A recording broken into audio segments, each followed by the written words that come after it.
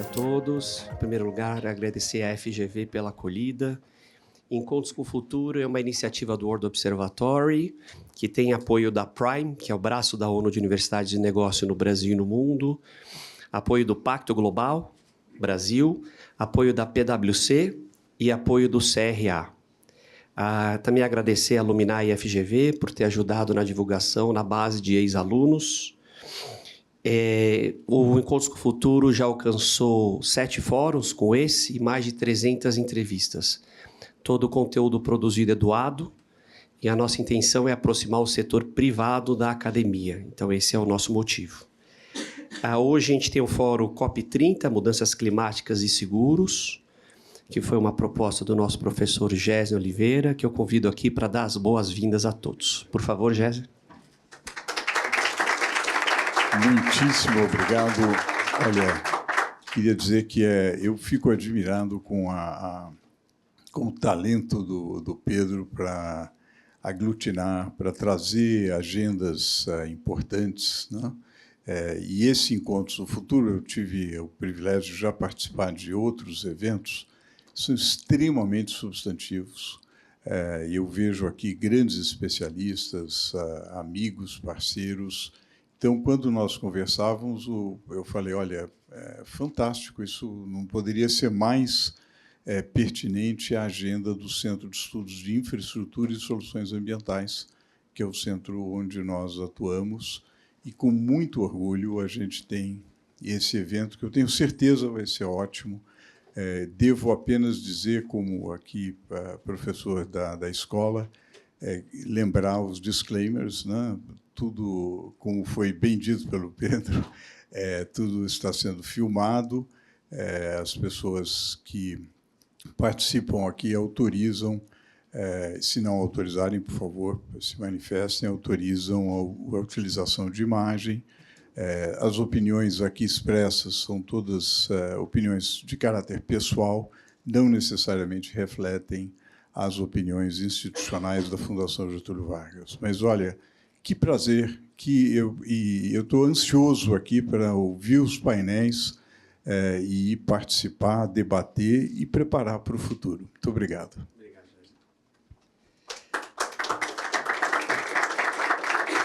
Obrigado, Géser. Obrigado, Géser. A gente vai ter alguns momentos. O primeiro, a gente vai começar com o Big Picture da PwC, através do membro do Comitê Executivo e sócio-líder de mercados, o nosso querido Marcelo Tioff.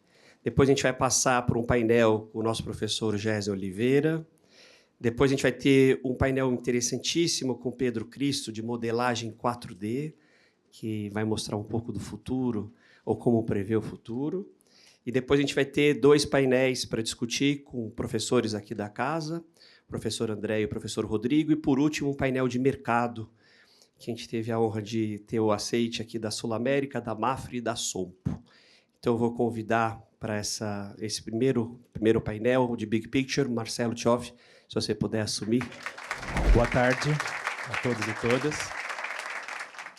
Obrigado, Pedro, pelo convite. Pedro pediu para fazer o The Big Picture, né? Que é um pouquinho do que a gente está vendo no mercado. E eu quis trazer aqui resultado de 2 pesquisas, uma muito recente, uma nem tanto, mas que está sendo atualizada, que eu acho que fala muito sobre o impacto das mudanças climáticas nos negócios, né? Então, estou trazendo aqui alguns resultados da nossa última CEO Survey, que nós fazemos com quase 5.000 executivos pelo mundo inteiro. E nós estamos atualizando agora exatamente a 28ª edição. Mas na edição do ano passado, que nós lançamos geralmente em Davos, tradicionalmente em Davos, 45% dos CEOs globais disseram que as suas empresas não existirão em 10 anos. Não existirão em 10 anos se elas não se reinventarem. Se elas continuarem fazendo as coisas que elas fazem, do jeito que elas fazem, elas não vão existir em 10 anos. O brasileiro é muito otimista, foi só 41%. Né? E em relação ao ano passado, também foi um aumento aqui dessa perspectiva, né? Porque, de fato, nós vivemos um mundo em muitas transformações. E aí, perguntando para os CEOs que estão se mexendo e olhando para isso e falando quais são as forças que estão levando as suas empresas a se reinventarem.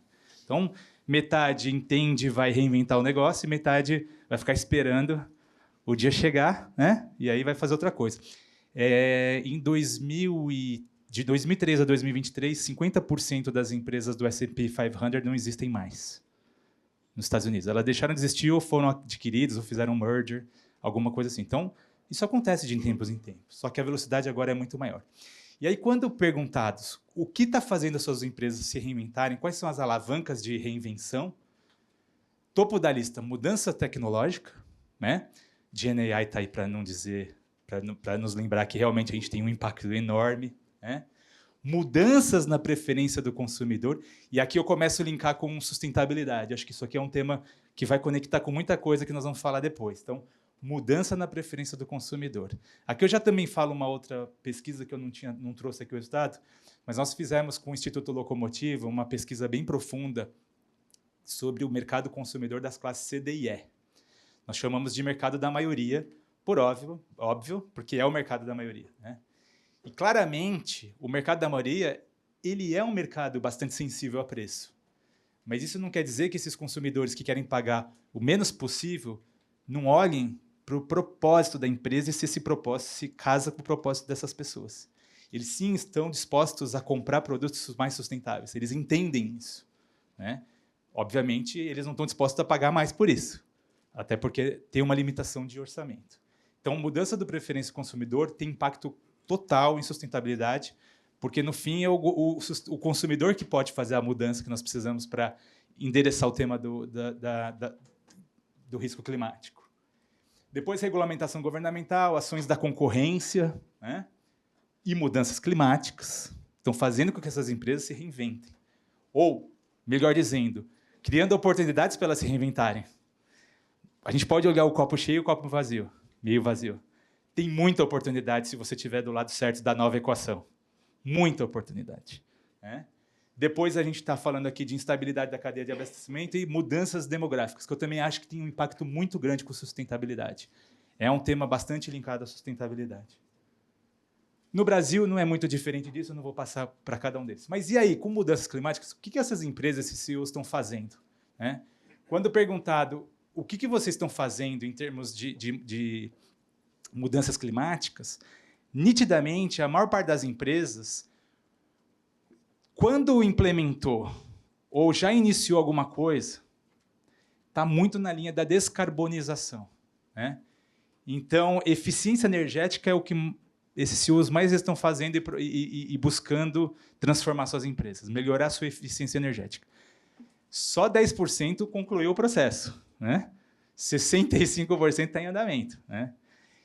Depois disso, é inovar em novos produtos, serviços com baixo impacto de carbono, baixo impacto climático, né? Então, mexendo em serviços e produtos, aí já olhando também nas oportunidades, né? Se a gente tem que buscar novos clientes, novos mercados consumidores que são sensíveis a isso, vamos já fazer um produto que tenha menor pegada. Mas também só 51%, só 7% já concluiu, 51% está em andamento. Na sequência, aí eu acho que vem com o tema de seguros aqui, que é vender produtos, serviços ou tecnologias que apoiam os esforços de resiliência climática, né? Tem todo um novo mercado surgindo aí para apoiar isso, né? Então, só 10% já implementou, 46% está implementando, uns 42% nem começou a implementar nada. Depois, implementar iniciativas que protejam o patrimônio físico, né? Aí não é só o seguro, né? Tem que ter iniciativa e depois, se não der certo, você tem o seguro, né? A gente estava conversando aqui paralelamente sobre isso.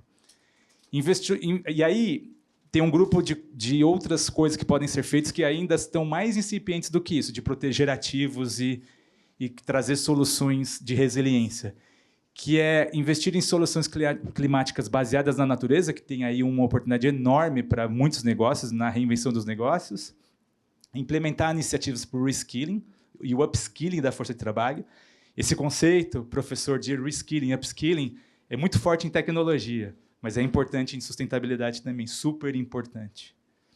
E incorporar os riscos climáticos ao planejamento financeiro, né? Só 7% das empresas incluem o risco climático no seu planejamento financeiro. Então, acho que é importante a gente ver esse big picture, porque são quase 5 mil líderes em mais de 100 países, dizendo que, de fato, tem que se transformar e o caminho para a transformação passa por adotar soluções mais sustentáveis e se proteger. Porque se não se proteger é um risco, mas se você olhar isso como uma oportunidade, é uma baita oportunidade de reinvenção e de gerar novos negócios, novos valores. Aqui também, no Brasil, não foi muito diferente, então eu pulei para ser mais rápido aqui. Mais de 1/3 desses CEOs aceitaram taxas de retorno em projetos que sejam mais sustentáveis, né? Alguns aí aceitaram até 6 pontos percentuais de diferença entre um sustentável e um não sustentável. Também acho que é uma boa notícia.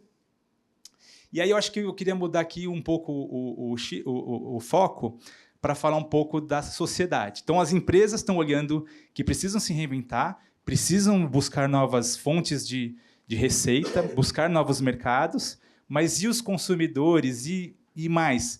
E a população, que aí inclui consumidores e trabalhadores também das empresas, né? Nós fizemos uma pesquisa também com o Instituto Locomotive, que nós lançamos quinta-feira passada, sobre a justiça climática no Brasil. Como as pessoas percebem o tema climático no Brasil. Claramente, quando perguntados, essas acho que foram 1.500 pessoas, mais de 1.500 pessoas, têm clara noção de que existe um risco climático e há uma consciência muito forte sobre sustentabilidade, né? Você vê lá que 85% dos brasileiros conhecem um pouco sobre sustentabilidade, 89% consideram o tema muito importante e 91% afirmam conhecer um pouco sobre mudanças climáticas. Só que só 32%, né, conhecem o conceito de justiça climática. Só 32% dessas pessoas que entendem que tem um risco climático, tem um tema de sustentabilidade, percebem que, de fato, as pessoas são afetadas de formas diferentes, baseada na sua camada social, né? Então, claramente, é um tema a ser explorado e é um tema de talvez até política pública, né? Para olhar mais as pessoas das classes menos favorecidas, porque elas são as que mais sofrem com os temas climáticos, né? E aí é interessante porque 75%, quando você apresenta o que é justiça climática, faz todo sentido, né? Esse conhecimento de justiça climática, do tema de justiça climática, é muito forte nos mais jovens, é maior nos mais jovens e nas pessoas com mais alta renda. Então, as pessoas menos favorecidas, as mais impactadas, as que menos conhecem sobre o tema, né? E aí tem um tema de confiança nas informações que são colocadas na imprensa, no dia a dia dessas pessoas, né? 54% dos entrevistados, ou seja, mais da metade, não tem segurança sobre a veracidade de pelo menos uma dessas afirmações. Aí vocês vão ver aqui que tem uns percentuais de quantos não acreditam naquela questão posta, mas é fato de que mais da metade não confia em uma dessas informações. E aqui nós estamos falando que 31% têm dúvidas ou não acreditam que 2023 foi o ano mais quente já registrado no mundo desde 1850. Né? Ou 26% não tem dúvidas ou não acredita que os efeitos climáticos, como o El Niño, estão sendo mais frequentes, né? Em 2023, nós tivemos 12 eventos climáticos extremos no Brasil. 12, um por mês. Né? Extremos. Né? Ou 25% tem dúvida se, de fato, a superfície de gelo marinho está realmente diminuindo no mundo. Tem dúvida ainda. Lembrando que mais da metade tem um desse presente, né? Quando perguntado sobre isso. 24% não acreditam ou têm dúvidas que realmente os oceanos estão aumentando, o nível dos oceanos está aumentando. E 27% acreditam que os cientistas eles são guiados por questões políticas quando eles falam o que está acontecendo com o planeta. 27%. Né? E 27% acreditam que o que está acontecendo é cíclico. Já aconteceu várias vezes e é cíclico, vai passar. Né? Então, é importante aqui, só para deixar também como pano de fundo para as conversas que se seguem aqui, que a consciência da população ainda não é plena. Né? Todo mundo acredita, Mas quando é perguntado e fale, puxa, realmente você quer tomar uma atitude diferente por isso? Você acha que tem que ser mudado alguma coisa? Não tanto, né? E justamente as pessoas que são mais impactadas não têm essa consciência. E acreditam, eu vou mostrar aqui, que não podem fazer nada com isso, né? Então, por exemplo, no Brasil, 98% das pessoas já notaram que tem alguma coisa acontecendo e, pelo menos uma vez na sua vida recente, foram impactados por um aumento de temperatura ou um alagamento, né? 49% enfrentaram alagamentos na rua onde moram. 49%. E eu vou falando aqui os percentuais, saibam que classe C, D e E e pessoas negras em relação a pessoas brancas têm um percentual mais alto e são mais impactados. Então, 49% enfrentaram alagamentos na rua que moram, 46% enfrentaram racionamento ou falta de água em casa, 38% ficaram presas em casa por conta de um alagamento, né? 35% sofreram com as vias que ligam suas casas aos trabalhos por conta de forte chuva ou ventania. 19% já sofreram deslizamento no bairro que moram. 19%. Né? 18% tiveram suas casas alagadas. E essa é uma pesquisa que foi feita no Brasil inteiro, não é concentrado no sul, depois da enchente. Né? Foi feito no Brasil inteiro. Né? Então, eu acho que fica aqui a reflexão para os próximos painéis. De um lado, nós temos empresas que estão olhando que, se não se mexerem, vão morrer, claramente porque vão ser impactadas por tudo isso e não vão ter o que fazer. Outras percebem que tem uma grande oportunidade e vão reinventar seus negócios já para um modelo mais na linha da economia verde, vão ter novos modelos de negócio, porque a sociedade demanda isso, os consumidores demandam isso, e tem muita oportunidade na mesa nessa transição. Mas é fato de que as pessoas, no geral, trabalhadores, consumidores, realmente se preocupam muito que possam, no futuro, enfrentar algum tema climático na sua vida. 75% das pessoas sabem, têm essa consciência de que elas vão enfrentar um tema climático que vai impactar suas vidas. Então, acho que agora a gente passa a palavra para os próximos painelistas de como trazer esse alento para essas pessoas, né? Trazer proteção, trazer alertas, reduzir risco, né? E talvez criar oportunidades. Era isso, Pedro. Marcelo, uma pergunta antes. Marcelo, pelo olhar da PwC, vocês que estão presentes nas grandes empresas, o que você comentou da descarbonização e também da eficiência energética, mas o que falta para o C-Level ou para a empresa dar um próximo passo, investir mais? É clima, ambiente, é segurança, é investimento? Pedro, ótima pergunta. A própria pesquisa diz isso. Nós temos hoje um problema que é lidar com as crises de curto prazo pensando no longo prazo ao mesmo tempo.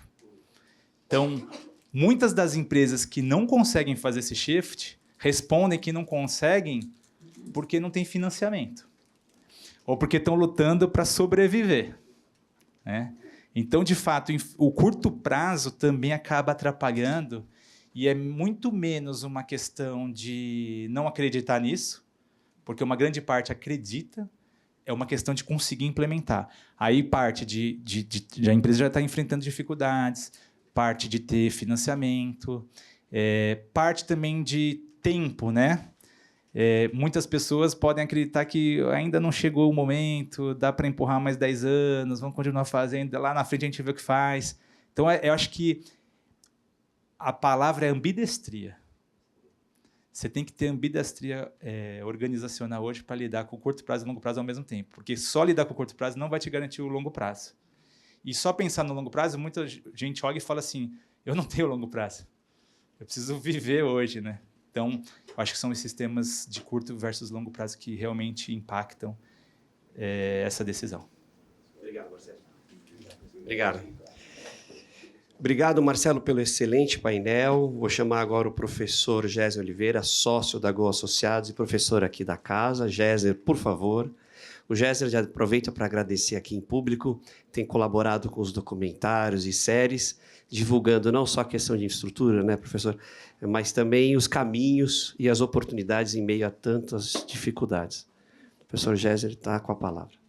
Olha, eu que agradeço enormemente a oportunidade e, na verdade, vou falar em nome de um grupo amplo de pesquisadores que vem desenvolvendo esse trabalho. Tive a oportunidade de apresentar lá com o André Dabus, recentemente, uma pesquisa que procura ajudar municípios, né? Ajudar municípios a enfrentar mudanças climáticas, olhando em que medida nós podemos facilitar, com evidência acadêmica e com pesquisa, em que medida nós podemos ajudar aos municípios a adquirirem seguros contra extremos climáticos.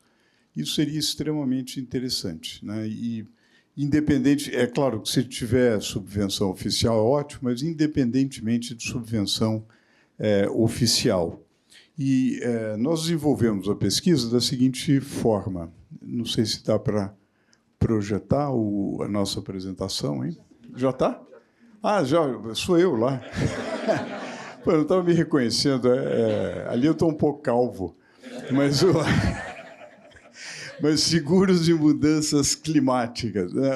Quem se tornou calvo tem essa coisa. Você demora para perceber que você é calvo. E eu percebi numa foto. Não sei, André, você ainda está longe, mas foi numa foto. Falei, quem é esse cara? Mas aqui nós temos aqui o Saqueto aqui conosco, o Túlio Marques, que recentemente veio fortalecer a equipe, e a gente tem também trabalhado com a Thelma Krug, com a Ana Silvia Santos, que fica em Portugal. Tem um grupo bem interessante envolvendo engenheiros, economistas, tem uma matemática, né, conhecida, que é a Thelma Krug, e a gente desenvolveu. Eu gostaria de contar para vocês esses 3 pontos. Primeiro, muito rapidamente, a realidade dos extremos climáticos. Eu fiquei achei interessantíssima a pesquisa. Não sei se essa pesquisa depois a gente poderá olhar com detalhe, porque é riquíssima para as empresas, para as entidades, né? Acho uma percepção muito interessante das mudanças climáticas, e me lembra, né, Matthew, a sua experiência lá há 20, 30 anos atrás, falando sobre mudança climática, e todo mundo olhava meio esquisito, assim, o que é isso, né? E a gente vai falar um pouco sobre algumas formas, a professora Francisca, que trabalhou conosco, desenvolveu algumas maneiras interessantes de securitização que podem ajudar os municípios e alguns conceitos e práticas úteis nesse sentido. Bom, a nova realidade dos extremos, eu vou apenas compartilhar rapidamente algumas fotos. Ribeirão Preto, aqui é Ribeirão Preto 2024, Ribeirão Preto 2014. É interessante como o mesmo fenômeno, né, fenômeno de seca, incêndio e poluição atmosférica, violentíssima. Quando nós fomos a Ribeirão Preto discutir, eventualmente, a aplicação lá, e falamos em seca, eles falaram seca / incêndio. Né? Realmente é o efeito. E, naturalmente, a tragédia do Rio Grande do Sul. Você falou em 12, né, uma por mês, né? Realmente vários, e, obviamente, não só no Brasil, mas direto. É interessante, não sei se tem aqui, mas Porto Alegre, com a grande enchente. Não, essa é agora, né? Mas a grande enchente de 41, né? Que é muito bem fotografada, muito bem documentada, é impressionante. As cenas são impressionantes e colocá-las lado a lado é incrível. E todas as projeções, né, sobretudo de escassez hídrica, né, o que nos levou o que nos levou a dar muita ênfase em água reciclada, né? É o segundo ponto que a gente vai abordar. As projeções aqui do Instituto Swiss Re, né, de impactos, potenciais impactos sobre a economia, o que é brutal. Aí está destacado a Europa, eu destacaria a América do Sul, né, com uma queda que pode chegar a 17% do PIB. A gente pode discutir outras plataformas de dados, mas uma que a gente tem utilizado para escolha de municípios é o Adapta Brasil, do Ministério de Ciência e Tecnologia, olhando município por município quais os cenários de extremos climáticos, né? E, de fato, são informações que geram preocupação, né? Os dados da ANA, também da Agência Nacional de Águas, também são eloquentes no sentido da situação da água no país, né? Como realmente a escassez hídrica está colocada. O custo desses eventos, né, como proporção do PIB, né? A gente tem um custo realmente brutal, quase de 1% do PIB aqui da tragédia do Rio Grande do Sul, né? E vocês têm outros eventos também impressionantes, como Katrina, nos Estados Unidos, né? Um evento de quase 2% de impacto no PIB, né? E os vários custos que isso representa para o agronegócio, para a economia como um todo, e representou para o Rio Grande do Sul. Bom, isso tudo, nesse público aqui, obviamente, é conhecido, infelizmente não tão conhecido na população em geral, mas nós gostaríamos de falar sobre mecanismos que podem ajudar a enfrentar essa questão, né? E trabalhamos com água de reuso e drenagem sustentável, né? Ou manejo de águas fluviais de maneira mais sustentável. Em particular, eu queria enfatizar muito a água de reuso, porque por algum motivo, talvez alguma pesquisa revele, algum motivo há um certo, que no exterior se chama de yak factor, alguma reação à água de reuso. Quer dizer, você pegar o efluente do esgoto doméstico e transformar em água que pode ser utilizada pela indústria, pela agricultura ou mesmo por seres humanos, né? Por alguma razão absolutamente irracional, né, as pessoas ficam espantadas, porque elas não veem qual que é o processo da água. Se você for a algum manancial, você vai encontrar mananciais relativamente sujos, que, uma vez a água é tratada, você pode beber, né? Mas a verdade é que o Brasil, na sua oferta de água, usa muito pouco de água de reuso. É claro que esses países aqui têm razões muito específicas que fazem com que eles usem muito da oferta, mas algo entre 10% e 15% seria o esperável para o Brasil.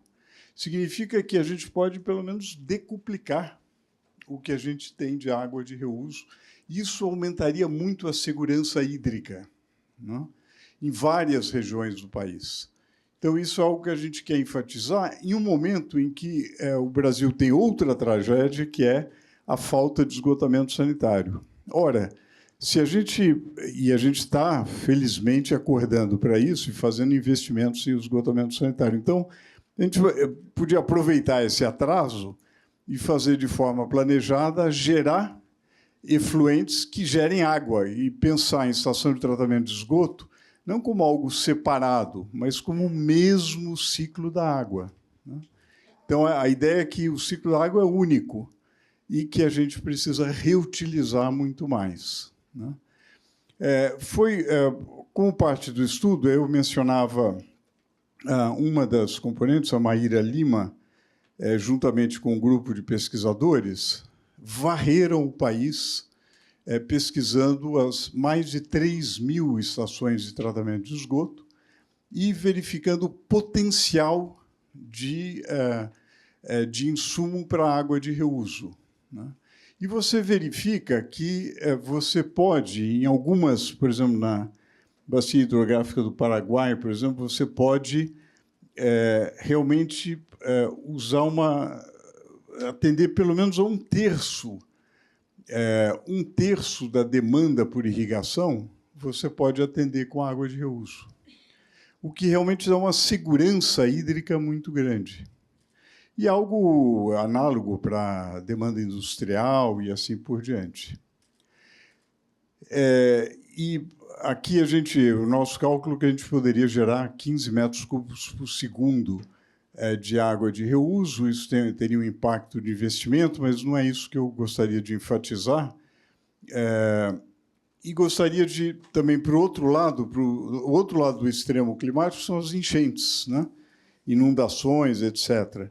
E aí, também aqui falta muito investimento em manejo de águas pluviais, né? E a criação de cidades esponja que podem absorver essa água e impedir os desastres e deslizamentos que a gente vê.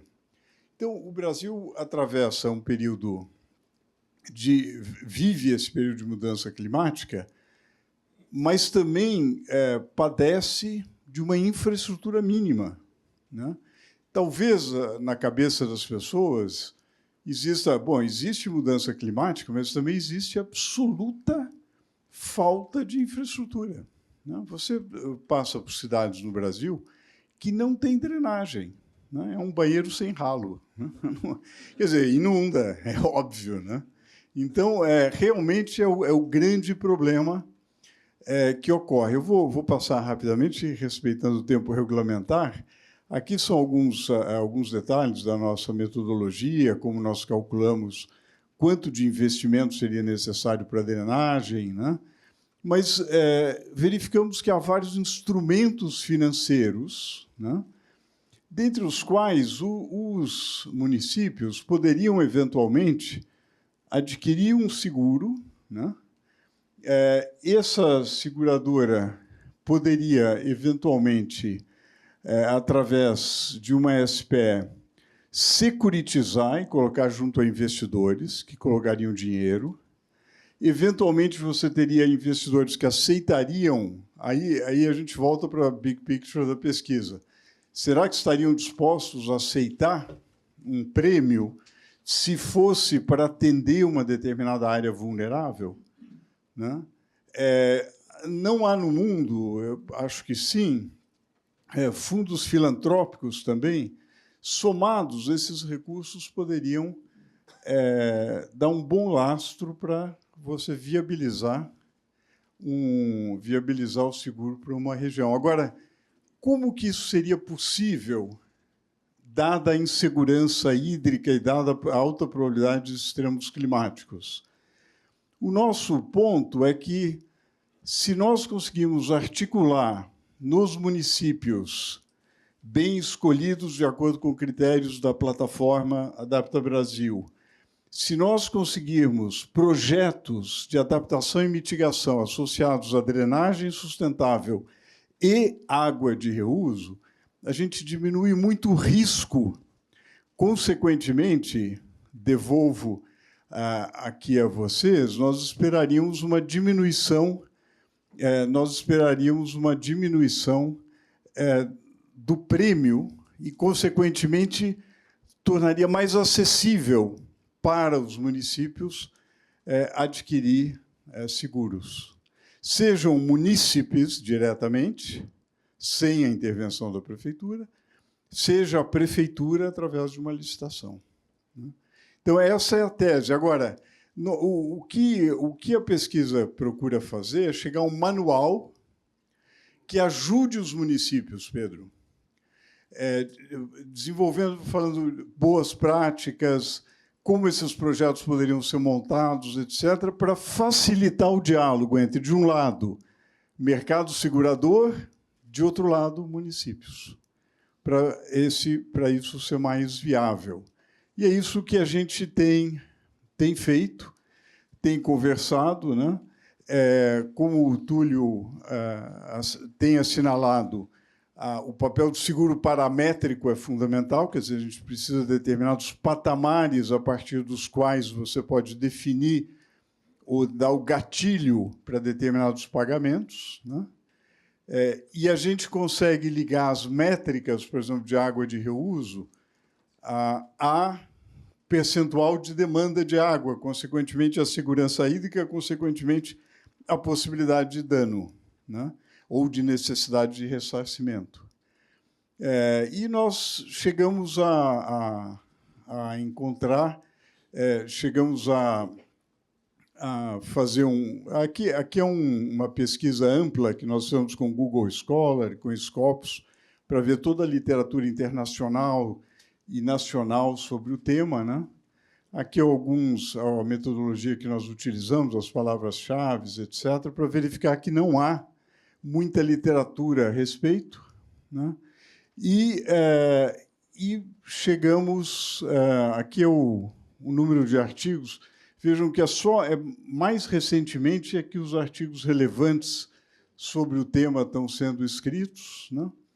Que nós elencamos os fatores que têm sido levantados nesses artigos, que uma reunião que tivemos em Ribeirão Preto, com a equipe da Prefeitura de Ribeirão Preto, olhando e vendo como fazer, a situação para Ribeirão Preto, um estudo da bacia relevante de Ribeirão Preto, que é a bacia do Pardo, né?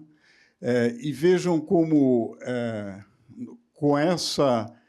com o potencial de Ribeirão, a gente pode atender a 15% da demanda de irrigação, a 3/4 da demanda da indústria. Então, você veja que o grau de segurança hídrica que você pode dar a uma região é muito grande. Com essa segurança, o risco é muito menor. E, encerrando aqui a apresentação, nesse momento, nós estamos validando os parâmetros de precificação, estudando essas métricas dos projetos de adaptação e mitigação com estes parâmetros, né? E verificando em que medida esses projetos estão no plano diretor do município, né? O que nós queremos fazer é, de um lado,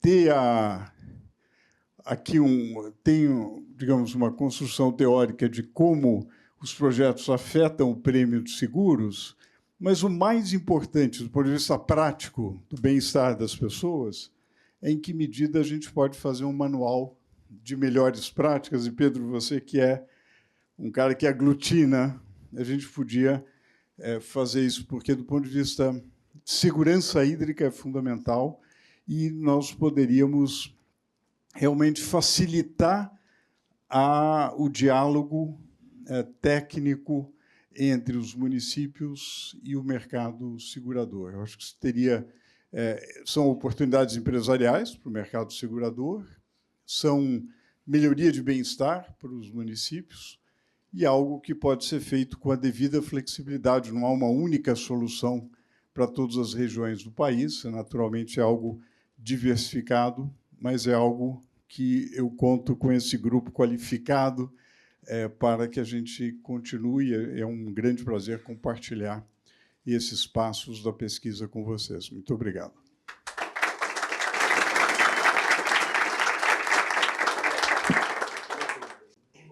Géser, o que você está propondo, eu achei genial, seria um modelo de parceria público-privada. A gente tem algum case fora do país ou no país que sirva de espelho? E a ideia do manual é sensacional, pode contar com o time do Observatório. Eu sabia que ia sensibilizar esse cara aqui. E convite ao vivo, você não tem como dizer não. Né? Não tem como dizer não, você coloca o cara numa saia justa, né? Isso me lembra, quando eu era presidente da Sabesp, me lembro que eu conversei com o prefeito de Presidente Prudente, tinha lá um problema, os problemas de água e tal, e aí a gente conversou numa sala e ele falou, depois de longa conversa, falou, não, olha, não quero colocar pressão, vamos pensar e tal. Tem uma pequena reunião na sala ao lado, daí ele abriu, era uma coletiva de imprensa. E daí me emparedaram lá. Mas aqui é realmente a alegria da parceria E é interessante porque esses projetos, menos o projeto os projetos de drenagem envolvem uma infraestrutura mais ampla, né, um planejamento urbano mais amplo. Mas a água de reuso, tipicamente, é feita com parcerias público-privadas. Tem o caso aqui de São Paulo, que é o Aquapolo Ambiental, que a Sabesp já é Cinima hoje. Tipicamente, a empresa estatal tem um ativo estratégico, pode ser a própria estação de tratamento de esgoto, e tem algum privado interessado em ter aquela apólice de seguro. Fala assim, olha, eu não posso ficar sem água. É o caso do polo petroquímico aqui do ABC. Ou é o caso da ArcelorMittal, que fez uma aliança com a Cesan, no Espírito Santo, uma parceria público-privada para a água de reuso. Então, do lado dos projetos de água de reuso, tipicamente são parcerias público-privadas, porque os ativos estratégicos, em geral, estão com o público, né? Do lado, digamos, digamos, para o município como um todo, para os manuais, etc., aí eu tenho a impressão que a gente pode envolver, a gente produz, a gente pode envolver entidades que, eventualmente, facilitem a produção desses manuais junto a entidades, a própria Federação dos Municípios, né? Genial, Géser. Muito legal, obrigado. Vamos obrigado em frente. Tá aceito. Tá bom. Obrigado, Géser.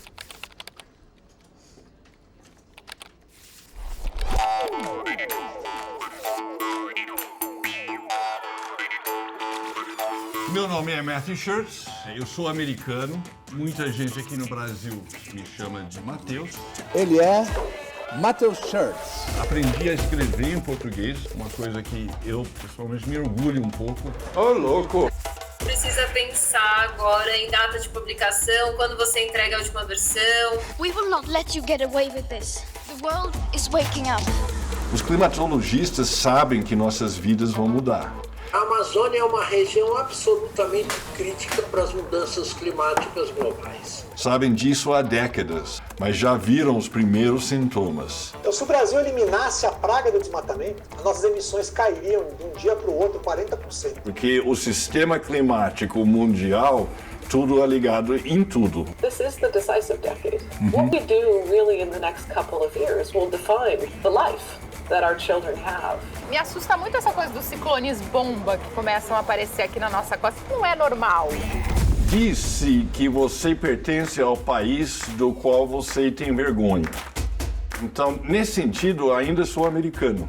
Mas eu moro há mais tempo no Brasil. Meus filhos são todos brasileiros, tenho neto brasileiro. Acho que eu vou morrer aqui, eu não vou embora daqui.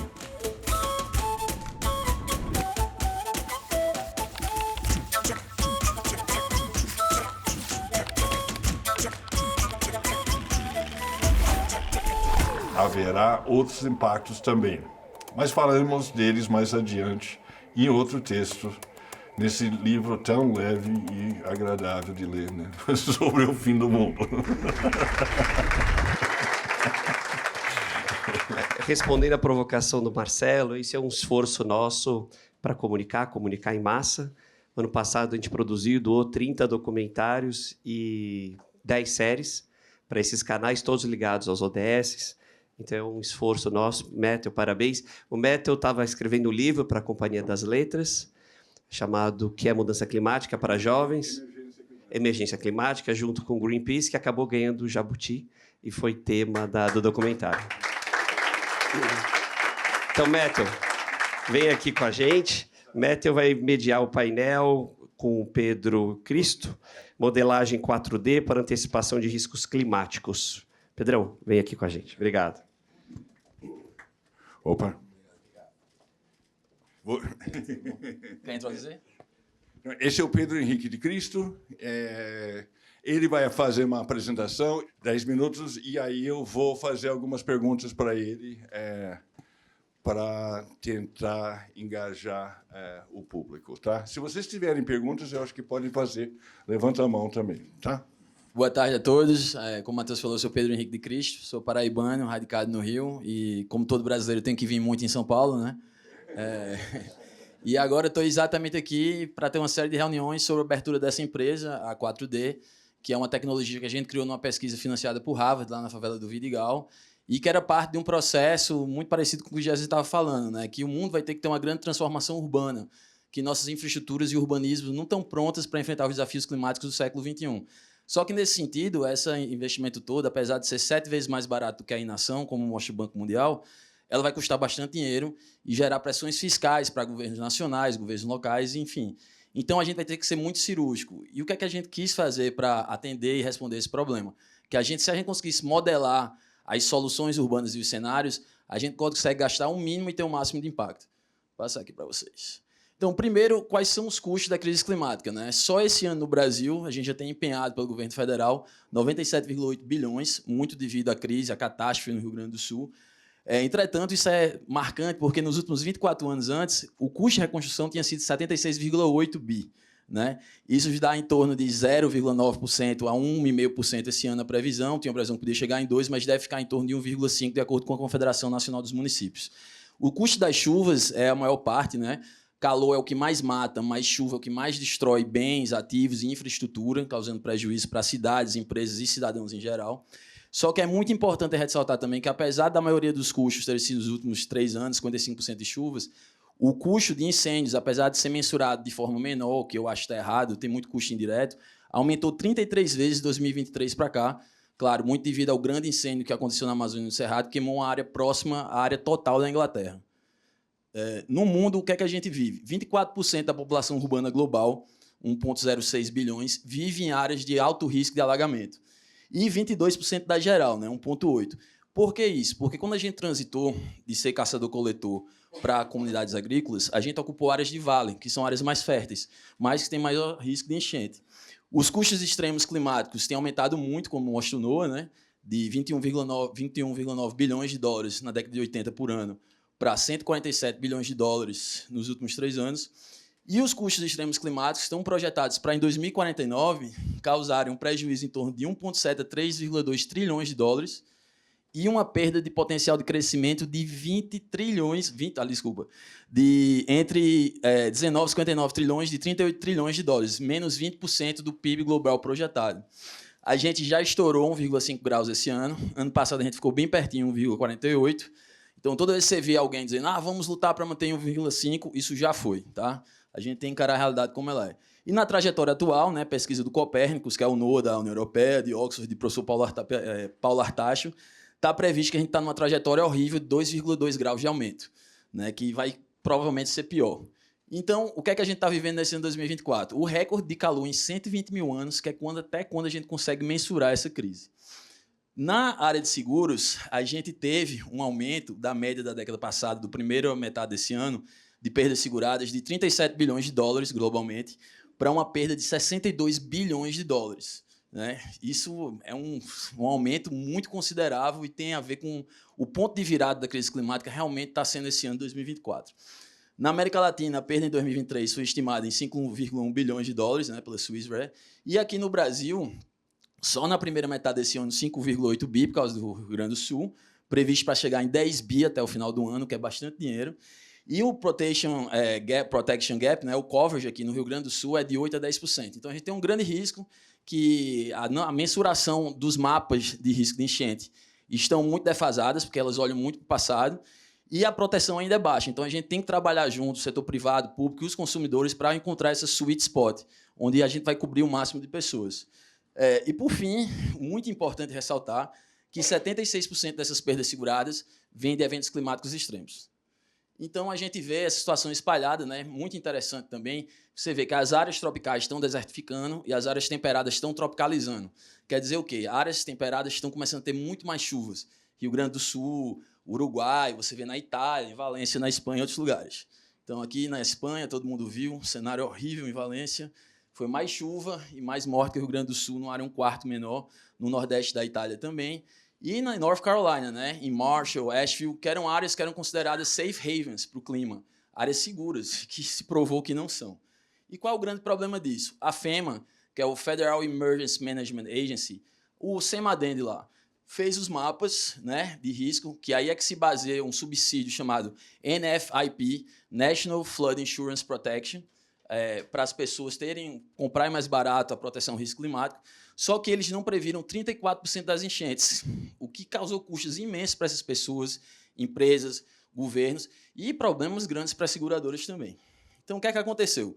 Eu voltei do mestrado lá em Harvard, né? Fiz mestrado em políticas públicas, minha origem é como urbanista, só que, inicialmente, a gente queria trabalhar a construção de estados nas favelas, na parte social, econômica, infraestrutural, focando também em sustentabilidade e resiliência, mas mais na parte de desenvolvimento humano.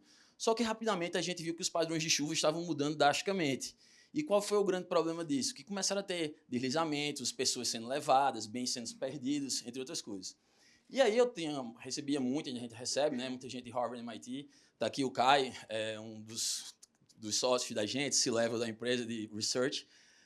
E a gente estava trabalhando em fazer um modelo 3D do Vidigal, mas para análise urbana de projetos futuros, né? Uma adaptação e evolução do urbanismo social de Medellín. Só que aí a chuva estava tão forte que eu trouxe um pessoal também para fazer simulação de cenários de chuva, com ArcGIS Pro e outros programas tradicionais. Só que uma hora eu estava olhando assim, estava o pessoal do modelo digital, a gente chama Digital Twin aqui, e o pessoal das simulações de cenários de chuva em 2D, trabalhando do outro lado. Aí eu olhei assim para a menina lá do MIT também, Holly, e fiz, Holly, não dá para a gente 3Dizar isso aí, pegar cota por cota é uma diferença de 1 metro normalmente, e diminui na altura e na lateralidade, e vamos fazer isso e vamos plotar no GIMP digital do Vidigal. E aí vamos simular cenários diferentes, só que não mais em 2D, nesse 3D. E fazer testes, mas era uma coisa mais experimental. Só que isso foi em 2014, né? E em 2019, aconteceu o deslizamento que fechou a Avenida Niemeyer por 1 ano, lá no Rio de Janeiro. E quando a gente foi ver, fazer a checagem, a gente tinha acertado com 95% de precisão o deslizamento. E aí a gente acordou e fizemos, tem uma coisa dentro da distribuição normal da curva, tem uma coisa muito importante aí. E aí eu, fiquei lutando para capitalizar, né, a empresa, o estúdio, no caso, para fazer a simulação em um cenário de vale, né, que é a área que tem mais gente em risco de enchente no mundo, como a gente viu. Mas teve a pandemia e tudo mais, e quando a pandemia estava acabando, fui comissionado por um projeto de urbanismo climático, muito na linha do que o Jéssica estava falando, né, por uma cidade que tem um fardo duplo, que é Cabrobó, no sertão de Pernambuco. E aí, o que é um fardo duplo? A cidade, quando está na época de calor, desertifica, não tem água, e quando chove, ela alaga. Então, ela tem que ser uma esponja, como o Jéssica estava falando, mas também tem que ser uma rede d'água para você espremer a esponja e a água de volta para a superfície. Então, eu fiz, gente, vamos juntar aqui a equipe, né? Arquitetos, engenheiros, programadores, matemáticos, físicos hidrodinâmicos e geólogos muito importantes, e vamos fazer essa simulação em Cabrobó. E aí a gente conseguiu também 95% de precisão. Vai até 193 milímetros. Explique isso, Pedro, só mais um pouquinho. Tá. Essa topografia em cima é chuva? Sim, isso é muito importante, exato. Esse azul é chuva. E qual é o desafio de você fazer a simulação num terreno que não é íngreme, né? O terreno íngreme é mais fácil, porque você faz um rio vertical, que ele vai descendo, e o volume você vai calculando de acordo com o risco de erosão nas áreas mais críticas, né? De curva, de mudança de solo, entre outras coisas. Só que aqui, numa área de baixa altura, de plano, é mais difícil, porque você tem a altura máxima aqui, 9 metros, e aqui 0 no Rio São Francisco, e uma distância de 2,4 metros. E qual é a grande dificuldade disso? É porque a simulação tem que levar em conta o que acontece na realidade, que é o alagamento acontece ao mesmo tempo em alturas diferentes. Então, esse foi um grande desafio, mas a gente conseguiu superar e chegou nesse ponto. E qual é a aplicação disso aqui? A aplicação principal é salvar vidas, né? Como a gente estava conversando, o Jed, né? O Márcio, o Pedro falou, mas também é fazer mapas mais precisos e nas escalas que as empresas de seguro precisam. Porque os mapas que o FEMA faz, Jupyter Intel, a Palantir, os nossos concorrentes, são em quadrantes muito grandes e são feitos ou em 1D, são uma base de dados, ou em 2D. Mas a gente vive num mundo de metros cúbicos, né? As outras aplicações possíveis também são para mineração, em bancos, agências de risco, bancos de infraestrutura, entre outros. Só que isso também permite a gente fazer o quê? Testar as diferentes versões de projeto para ver quais são as mais resilientes e mais custo-efetivas. Que foi o que a gente fez. A gente testou 5 projetos diferentes e a mesma quantidade de água a gente consegue segurar e usar para o benefício da comunidade dentro do que a gente estava falando da questão da segurança hídrica, né? E aí, fazer o urbanismo climático, é um parque alagável, com rede d'água, esponja suga, espreme, a água sobe, tem uma usina solar que não financia, né? Provém energia para 1/3 da cidade e do próprio parque também, e tem uma estação de reuso de água e saneamento lá perto do rio, para evitar a contaminação do rio. Agora vocês podem estar se perguntando, pô, como é que essa gente no Brasil conseguiu fazer isso, né? Foi um quê de sorte, muito trabalho, claro, mas foi da gente vir literalmente de baixo para cima. Por quê? O nosso melhor concorrente, que é a Jupyter Intel, faz a simulação num quadrante de 90 metros quadrados, né?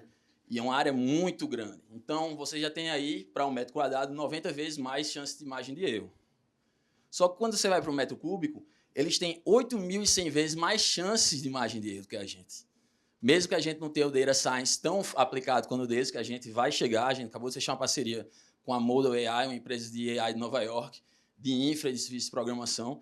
E agora o que é que a gente quer fazer? A gente quer automatizar esse processo de simulação que é feito humanamente para ser feito por um AI e a gente ganhar em escala e diminuir em custo. Então, pessoal, é isso. Prazer.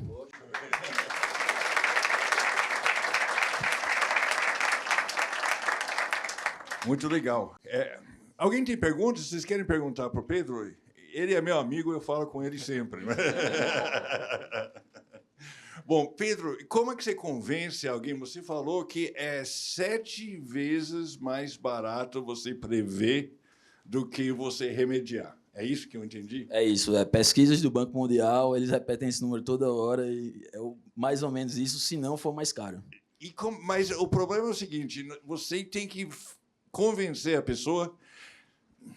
Deixa eu recuar um pouquinho. O Brasil, eu sou americano, como vocês viram, e tal, no filme e tal, eu estou aqui há 40 anos, e sempre ouvi falar que o Brasil não tem desastres. O Brasil é o país maravilhoso, porque não tem furacão, não tem enchente, não tem incêndio e tal. E isso acabou, infelizmente, por conta da mudança do clima, em grande parte, eu acho, acabou. Então, como é que você convence as pessoas a investir esse dinheiro antes, projetando o futuro que, como disse aquele físico dinamarquês, que eu esqueço o nome, prevê difícil, sobretudo, o futuro?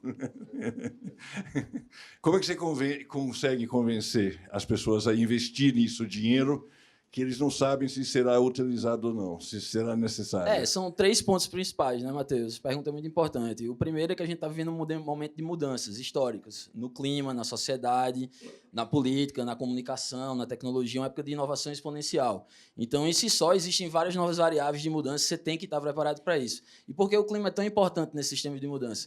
Porque o clima engloba tudo. Então, tudo é afetado pelo clima.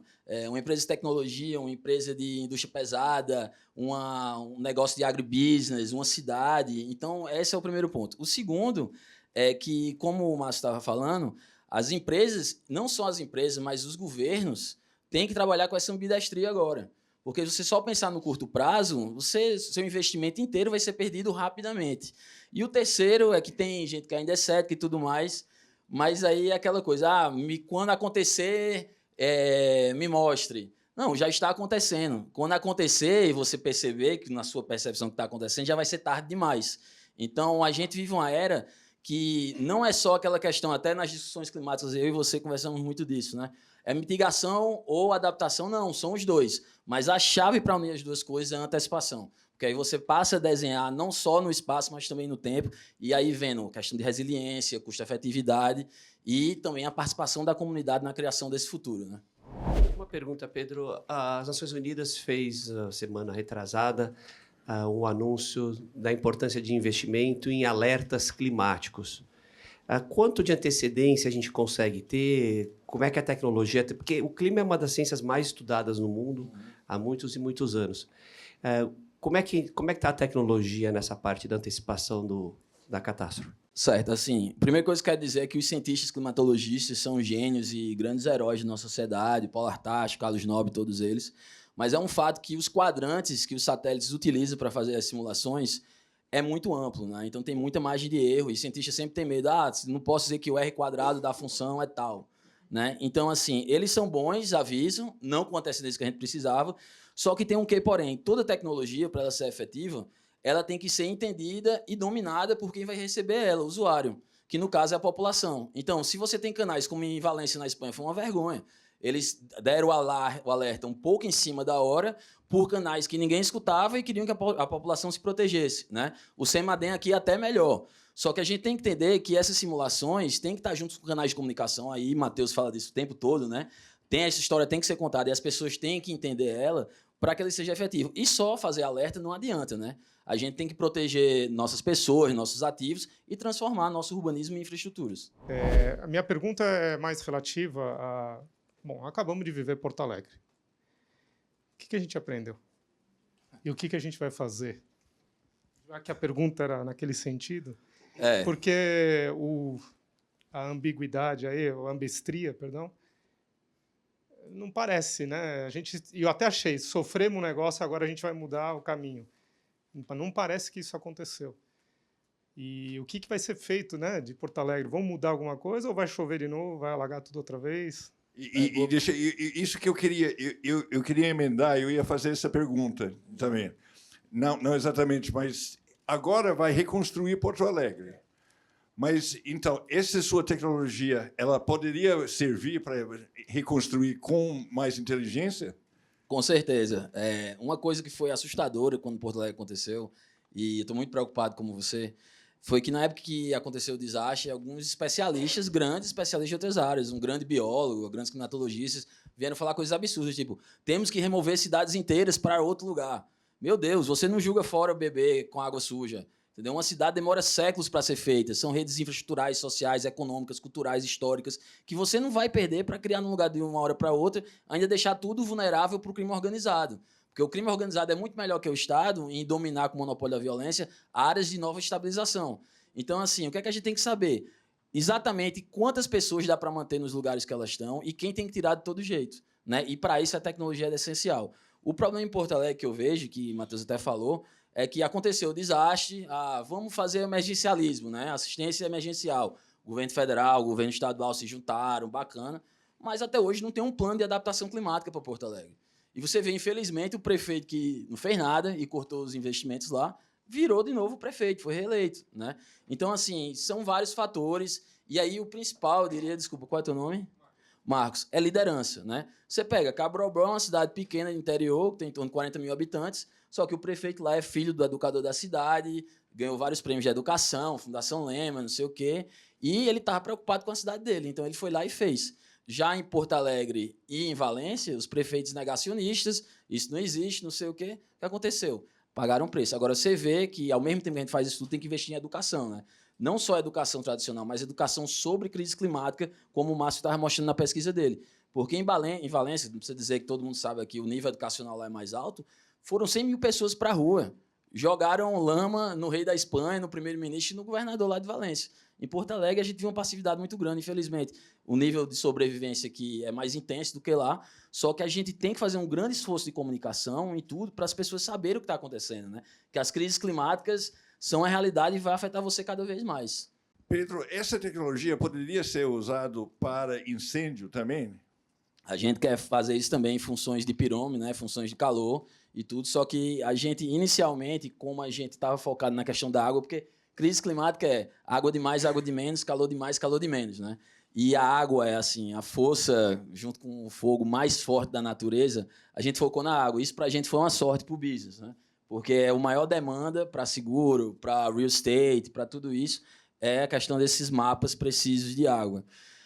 Mas a gente quer não só, a gente quer estar fazendo agora a capitalização, primeira rodada de investimento, para ficar um ano só de desenvolvimento, tendo como proxy Belém do Pará. Eu estou indo para Belém quarta-feira, para me reunir com novas lideranças lá agora e com o pessoal do governo do estado, porque a gente quer fazer um mapa, um modelo 4D lá de 48 km², para simular água, deslizamento, enchente, deslizamento, mas também calor, progressivamente com a rede de sensores que a gente vai botar, né? Então, nossa intenção é, daqui a um ano, já estar fazendo modelagem de outros fenômenos climáticos, mas também de intervenções humanas, né? Se investir numa infraestrutura aqui de saneamento, qual é o impacto para a área em termos econômicos e sociais? Se investir numa estrutura de transporte, mobilidade, qual é o impacto disso também? Então, a gente quer criar um business que realmente faz simulações de tudo que a gente pode no futuro próximo e mais distante para cenários diferentes. E o interessante, assim, só para complementar com o pessoal de climatologia, Matheus, é que, na verdade, os grandes modelos climatologistas trabalham a nosso favor. Porque a gente pode pegar qualquer um deles, qualquer cenário, e cenários piores no futuro, e inferir na nossa modelagem. E ela vai rodar, entendeu? Então, não entendi. Por exemplo, eles fazem uma modelagem, a gente não modela o clima vai piorar tanto de chuvas, de milímetros de chuva. Mas qualquer previsão feita pelo CEMADEM, pelo INPE, qualquer um, a NOAA, a gente roda no nosso modelo como assim qualquer cenário, de 800, 1000 milímetros, enfim. Perfeito. Prazer, Carlos Eduardo. Parabéns pelo trabalho. E a provocação que fica aqui, no bom sentido de provocação, né? E a que tal medida os poderes públicos, e eu vejo muito nas esferas municipais, têm envolvido vocês para desenvolvimento de planos diretores de crescimento de cidades? Porque a gente vê isso sendo muito liderado pela iniciativa do mercado imobiliário, de real estate, mas pouco focado, mais focado na questão, né, de trânsito urbano, né, de pessoas se movendo pela cidade, mas pouco focado na questão de risco. E aí, considerando que recentemente a gente teve essa discussão aqui na cidade de São Paulo, e a pergunta é justamente em que medida que vocês são envolvidos na discussão desse plano diretor de desenvolvimento, para onde e por que as cidades vão crescer, e até em quantas cidades vocês já foram envolvidas para essas discussões. Legal. Quer complementar alguma coisa, Matheus? Pergunta? Não? Não, isso é uma coisa bem interessante, essa pergunta, porque, originalmente, esse serviço de modelagem 4D era parte do serviço do meu estúdio de arquitetura e urbanismo, que é um estúdio interdisciplinar, a gente faz policy, tech também, desenha hardware e software. Só que a gente estava tentando fazer, primeiro com o governo federal, não teve espaço, 300 mil organizações juntas, valas, boas, tudo, mas um processo que é mais político do que técnico, quando tem que ser técnico-político. E a gente estava tentando fazer com prefeituras também, né?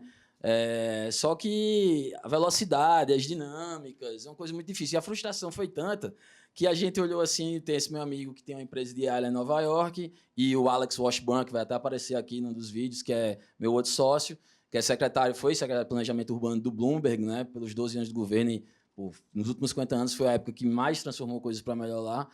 Fizeram, Pedro, você tem um negócio na mão que é incrível, que você tem que transformar num business. E sendo um business, você vai ter mais impacto na sociedade, maior escala, capilaridade e penetração. E aí virou aquela chave do capitalismo, entendeu? Eu fiz, realmente... não, porque a gente vende ciência, design... não, e assim, até para ter mais impacto mesmo. Eu fiz, a gente vai deixar de desenvolver isso. Então, foi um caso, você fala muito, né, Pedro? Isso é muito importante, das PPPs, que a gente viu que a gente pode trabalhar nessa interseção de privado e público e vai ser melhor para a solução ser disseminada. Então, assim, devia estar chamando muito mais, né? Mas, enquanto não chama, a gente vai prevenindo, protegendo, empoderando os clientes, comunidades, cidades que nos contratarem com essa tecnologia. Pedro, muito obrigado, viu? Muito obrigado, Matheus. Valeu.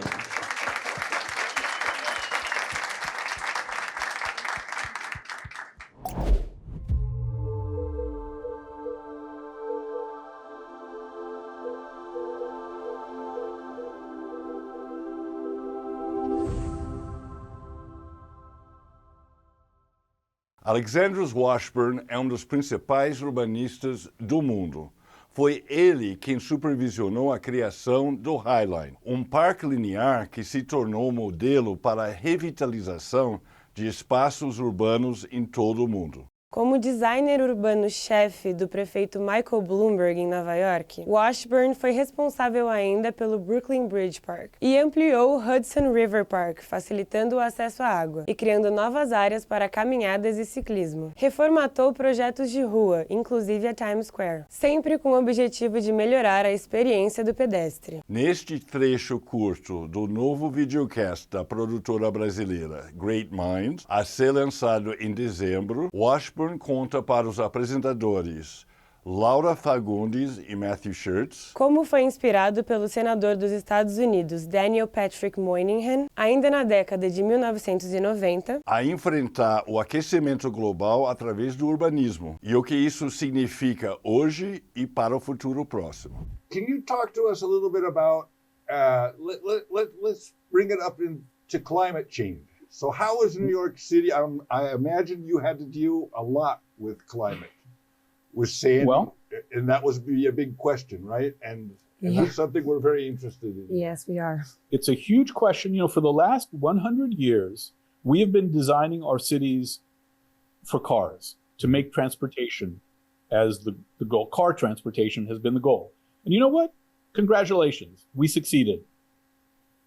For the next 100 years, we have to design our cities to survive climate change. That's the goal. That's what has to happen. Your goal has to change. Your urban design goal has to be stated correctly. That, you know, because the natural human instinct is, well, if we did it for 100 years, let's just do it some more. It's a very Worked funny so far. Yeah, it worked so far. When Moynihan, this was, I don't know, we had just finished building the interstate highway and defense system, was finally finished in 1984. And President Bush put out a bill saying, like, okay, well, we need more highways. And Moynihan said, like, no, you don't need more highways. That's done. Amazing. Congratulations, you won. Now what we're going to have is the intermodal transportation system.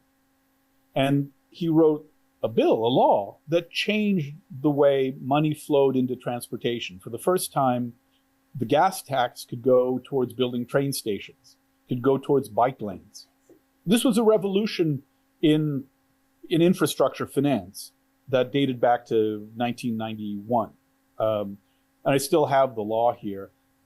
This is so inside baseball, and I don't mean to bore people with these details, but I bring it up because he wrote an introduction to the law. Most laws don't have introductions, but Moynihan wrote an introduction that said the old ways must be confronted and ceased.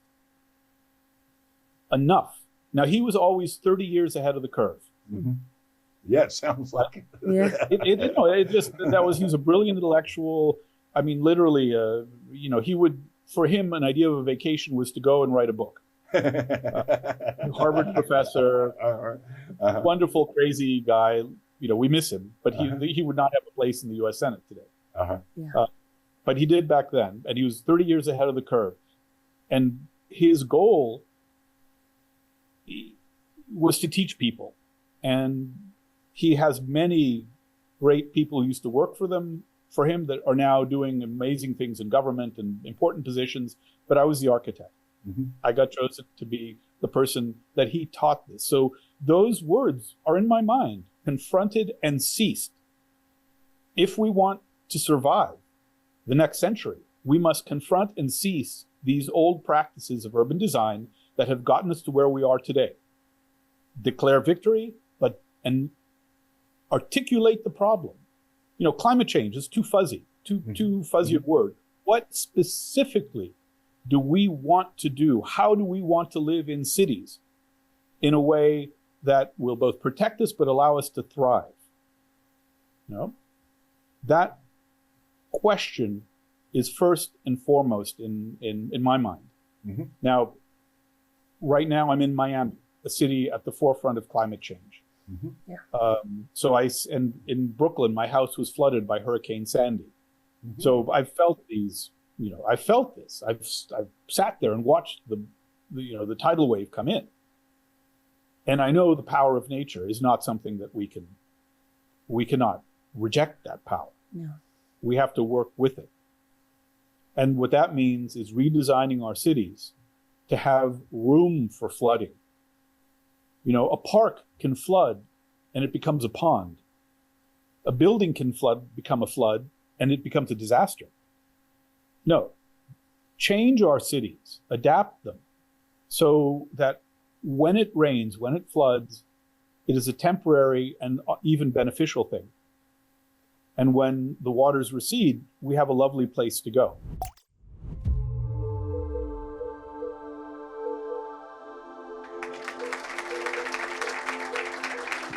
Pessoal, agora a gente vai chamar o painel Mudanças Climáticas e o Futuro do Setor de Seguros.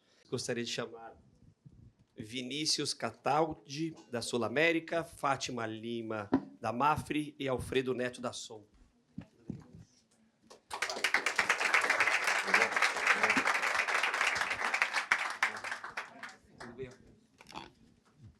Bom, pessoal, a gente fez um esforço danado para criar todo um ambiente para vocês dizerem agora de verdade como é que as seguradoras estão atuando.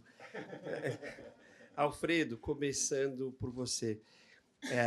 Por gentileza, Alfredo, como é que as seguradoras primeiro se dividem entre bens, vida, resseguradora, se puder dar esse panorama, e como é que a Sompo está recalculando ou fazendo suas estratégias com base na mudança climática? Primeiro, obrigado pelo convite. Eu estava vendo algum dos vídeos e vi o Paulo Artacho lá.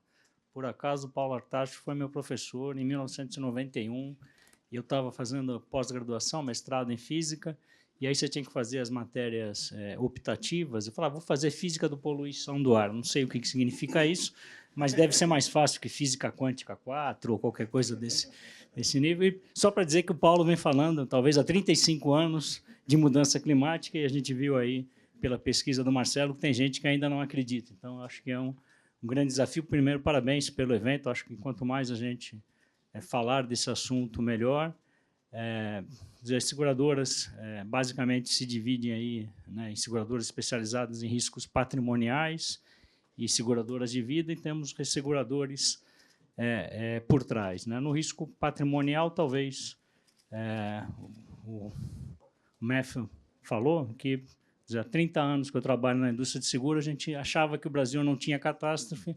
Descobrimos aí há 2 anos que tivemos uma catástrofe no seguro agrícola, que teve, né, o mercado de resseguro perdeu quase 10 bilhões de reais, quase 2 bilhões de dólares naquela época. Então, né, foi uma primeira surpresa. Esse ano nós já tivemos 2 catástrofes, a do Sul, e não parece, mas a catástrofe agora da seca em São Paulo, a quantidade de máquinas que se queimou foi 6 vezes do que a média normal. Então, né, a gente vai acordando e vai descobrindo que, né, os eventos têm se tornado mais frequentes, e a gente sabe pouco como lidar com isso. A gente, na indústria de seguro, principalmente seguro patrimonial, o grande risco era o incêndio, e o incêndio causado por, vamos dizer, falhas de segurança, ou incêndios causados, e a grande parte dos incêndios causados pela ação humana. A gente agora, né, aprende que a ação não humana, a ação do clima, tem se agravado. Então, acho que esse talvez seja o meu primeiro ponto, como é que a indústria vai aprender a lidar com isso.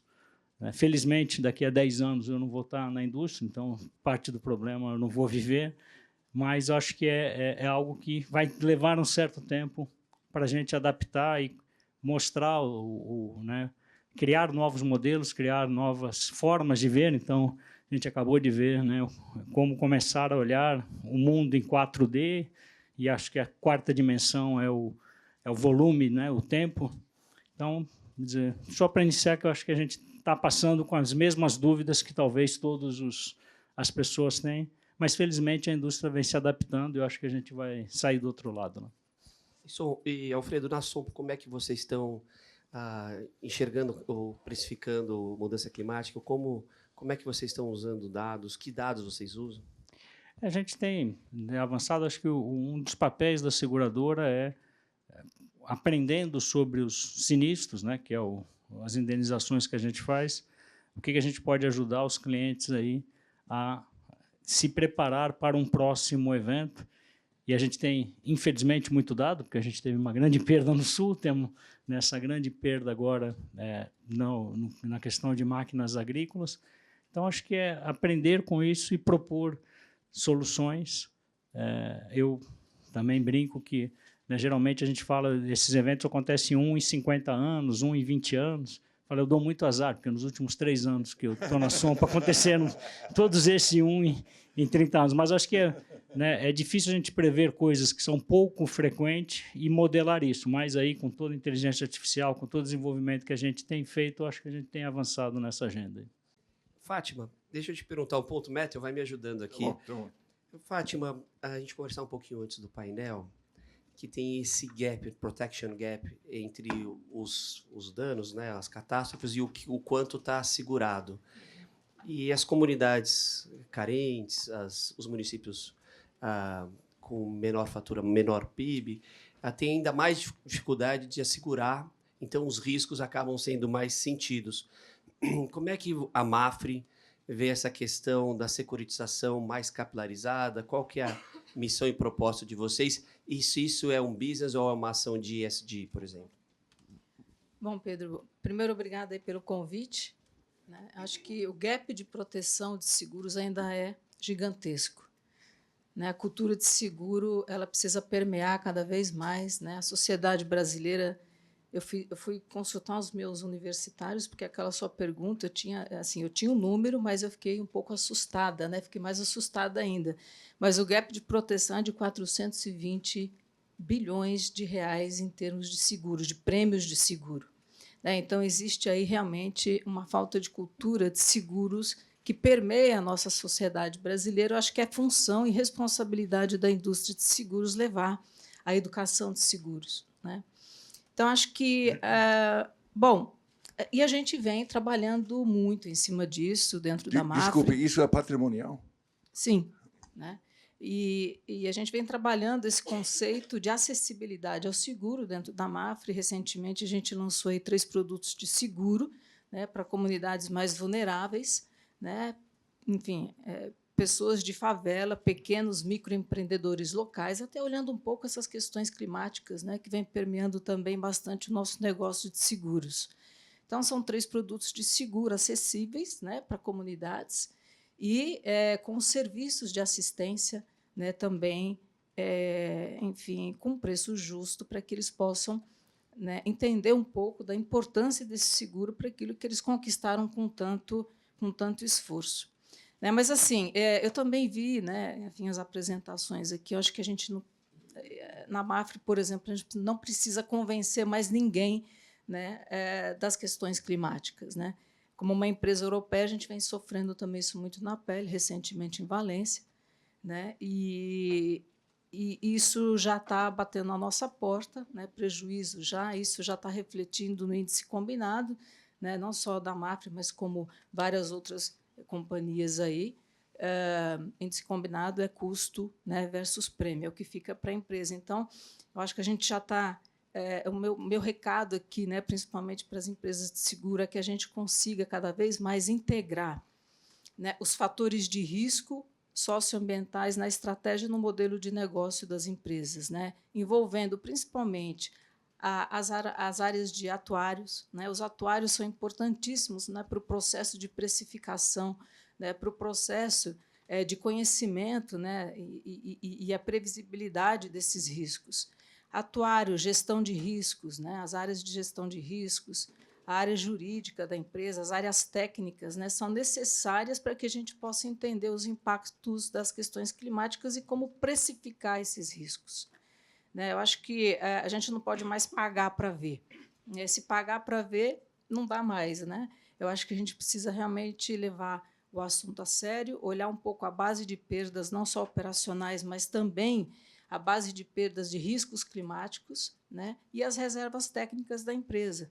Né? Se a gente está preparado para isso, né? Então, assim, a gente precisa levar essa tarefa para dentro do ambiente de negócio do setor de seguros, porque o fato recentemente também a gente esteve na USP, né, com um encontro com cientistas climáticos, e o fato realmente desesperador.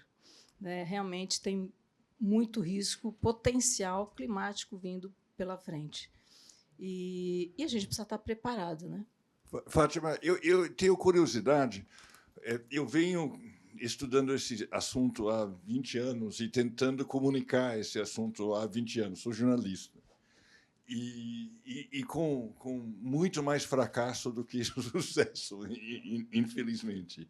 E eu queria saber, mas uma coisa que começou a nos dar esperança na comunicação era justamente a área de seguros, porque a gente fala, eles são eles que vão sentir primeiro, como de fato me parece que está acontecendo. E eu queria saber, dentro da porta para dentro, como é que vocês discutem isso? A indústria é um tema, esse tema é muito... vocês estavam na USP, então, pelo jeito, falando com Paulo, imagino, e os outros. A jornada, né, de letramento, ela não é fácil, né, mas quando a gente começa a perceber isso nas contas da empresa, aí o negócio se torna diferente. Né? Sim, exatamente. Então, quando realmente a gente começa a falar do bottom line, né, do resultado, e isso começa a aparecer. Então, as questões climáticas, elas realmente já permeiam a estratégia da empresa, assim como as questões sociais, as questões climáticas também vêm permeando toda a estratégia. Tá. Né? Então, isso faz parte do modelo de negócio, né, na tomada de decisão. Só que a gente está evoluindo, a gente está aprendendo, né, dia após dia, envolvendo principalmente a academia, né, porque é baseado na ciência que a gente vai conseguir, né, desenvolver alguma coisa. Então, aproximação com a academia, né, áreas importantes dentro da empresa que precificam, que entendem a previsibilidade, né, porque questões climáticas não são, né, desconhecidos pelo nosso setor. Só que os fenômenos climáticos, a mudança climática, ela vem trazendo experiências muito severas e impactantes, né? Então, isso já é levado realmente a sério dentro da empresa. Obrigado. Acho que tem um ponto, posso complementar aqui, Fátima? Tem um ponto que é o negócio do seguro é riscos, né? Então, sendo riscos climáticos um risco, a gente tem que incorporar. Então, não existe essa fragmentação de uma área de ESG, do modelo de negócio, como a Fátima comentou. Se não estiver permeando todas as áreas da empresa, não faz sentido, né? A gente está lidando com a exposição, todo mundo está sendo exposto àquele risco, então a gente tem que contabilizar isso. Assim. Vinícius, deixa eu te perguntar um ponto como é que vocês enxergam na Sul-América. Tem um ponto pouco percebido pela população da importância das seguradoras. Então, se eu for fazer um financiamento de um imóvel, eu não consigo o meu seguro, o financiamento não sai do banco. Assim funciona para uma obra, assim funciona para uma estrutura de infraestrutura, como o Géser comentou, esse tripé, tentando trazer também o setor público on board. Quando vocês pensam num produto novo na Sul-América, como é que vocês conseguem projetar e lançar sem ter todas essas variáveis na mão? E qual o papel da resseguradora para garantir esses investimentos institucionais de vocês? Aqui, separando, né, a gente tem uma característica de vida, saúde e vida, né, nossos negócios, um pouco diferente do que ele até trouxe para a gente. A gente olha para o passado, né? Alguém comentou aqui, eu não lembro quem que comentou, a seguradora ela tem um histórico de sinistros, a gente olha para esse histórico de sinistros, e quando a gente vem incorporando agora os riscos climáticos, tem essa dificuldade da gente olhar, porque a gente ainda não entende muito bem, a gente sabe o que vai acontecer, sabe quanto que vai acontecer, mas não tem muita noção do tempo. Então é um pouco complexo a gente incorporar nos modelos de precificação esses riscos climáticos. Tá? A resseguradora ela é fundamental, né, para a gente ter uma segurança nos negócios e redistribuir o risco que a gente está contratando. O seguro ele funciona quando muita gente adere, né? Você tem que distribuir o risco de muita gente incorporando ali, senão ele não faz sentido. E a resseguradora ajuda a ampliar essa dimensão, né? A gente conseguir concentrar mais, distribuir mais, né, esse risco da seguradora. Então, um pouco este é a importância da resseguradora. Então, não sei se ficou... Sim, se ficou. Agora, por exemplo, a gente teve a pandemia em função também, em boa parte, da perda de biomas. Quando você coloca isso na conta, enchentes, o maior aumento de doenças, esses vetores que vocês conseguem trazer, a projeção futura fica difícil, concorda? Você tem uma perspectiva do aumento dos extremos climáticos e essas doenças vão subindo junto. Isso vai encarecendo o seguro e vocês, ao mesmo tempo, querem aumentar o número de adesões. Fica difícil equacionar quando o preço do seguro aumenta.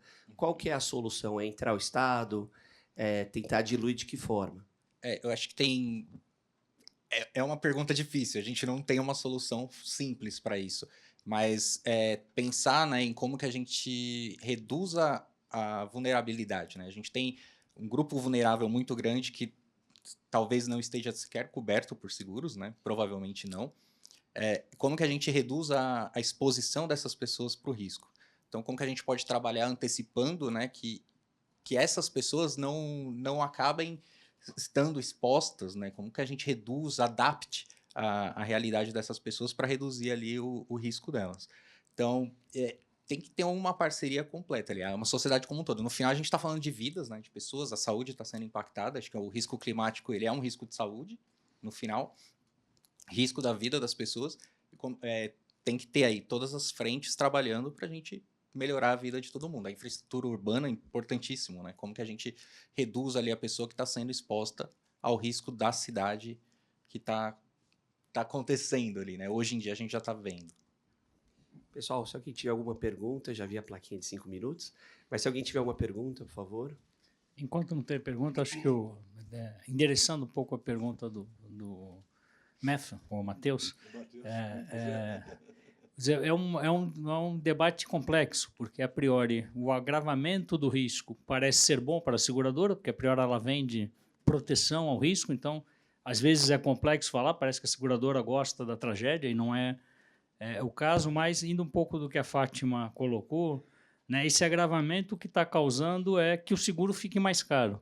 E a gente tem um grande problema de penetração de seguro, não é porque a pessoa não quer comprar, é porque ela não tem dinheiro. Então, né, o que significa, sei lá, o que ela precisa de comprar, né, a teoria de suitability, eu preciso comprar isso, só que tem o affordability, eu não consigo caber no meu bolso essa cobertura, e essa cobertura vai ser mais cara. Então, eu diria que a equação é complexa e não tem, vamos dizer, uma solução simples, mas passa por o governo, de alguma maneira, ajudar nesses seguros catastróficos de proteção. O professor Gessner disse, vamos tentar, né, colocar ressegurador, terceirizar esse risco para o mercado financeiro, mas tudo isso precisa de um ambiente regulatório mais propício, a gente entender que o município, sim, pode contratar seguro. Geralmente, né, a gente fala, por que o município vai contratar seguro? Né, porque...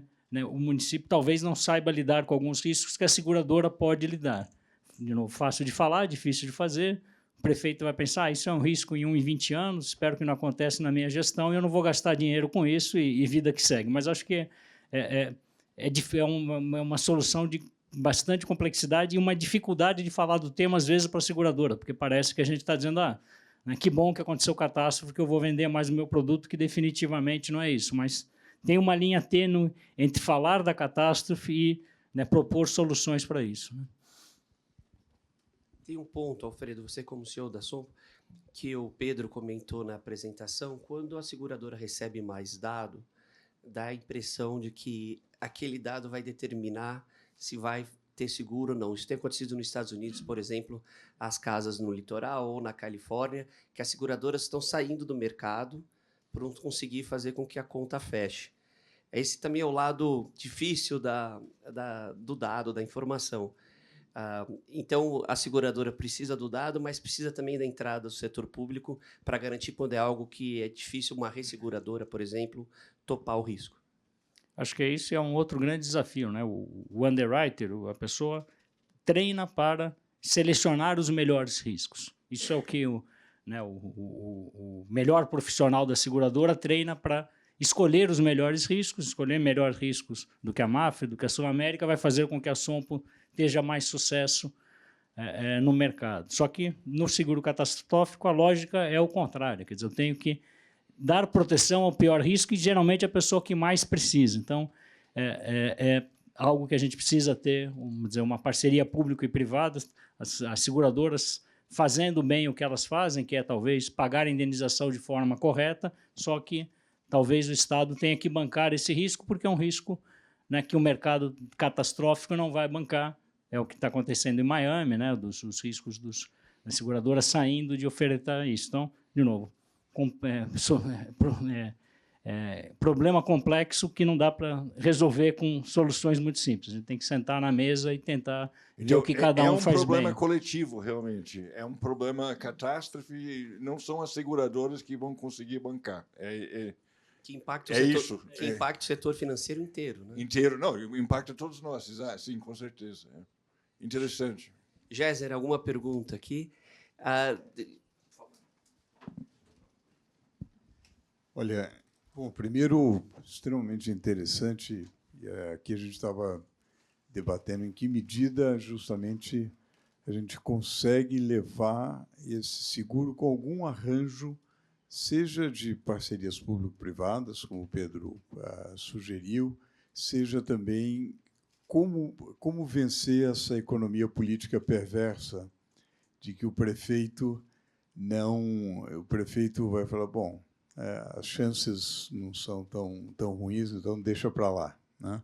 Então, como vencer isso e como atrair investidores? Porque se eu for comprar um título e souber que uma determinada região tem bons projetos na linha do que nós discutimos antes, seja de manejo de águas pluviais, seja de água de reuso, etc., talvez esse título seja um bom título para eu comprar, né? Quer dizer, eu posso atrair capital, porque, afinal de contas, dificilmente o meu ganho será cortado porque houve um sinistro, etc. Pessoal, queria agradecer o painel, foi ótimo ter a visão do mercado também. Só um ponto aqui antes da gente concluir. Vocês têm enxergado algum movimento do setor para organizar, por exemplo, dados comuns para o setor, algum esforço de construção de plataforma? Fátima, se você quiser comentar, então, ainda mais como uma empresa europeia, tem algo que esteja sendo estruturado acima do mercado? Bom, na verdade, eu sou presidente da Comissão de Integração, né, a ESG da Confederação Nacional de Seguros, e sim, o mercado de seguros ele tá amadurecendo cada vez mais, né, essas questões socioambientais. Sim, a gente tem feito um trabalho, né, na nossa comissão, inclusive o Vinícius participa também, de estruturação, de preparar o mercado, né, para esse novo cenário de transformação que a gente está vivendo, né, nos dias atuais. A gente já tem algumas ferramentas que a gente vem analisando, né, algumas ferramentas importantes para melhorar a nossa previsibilidade, né, ferramentas para que a gente possa se antecipar aos riscos, né, enfim, mas são estudos que a gente vem fazendo junto com a CNSEG, né, para buscar o melhor para o mercado de seguros. Tá? Obrigado, Fátima. Obrigado aos painelistas.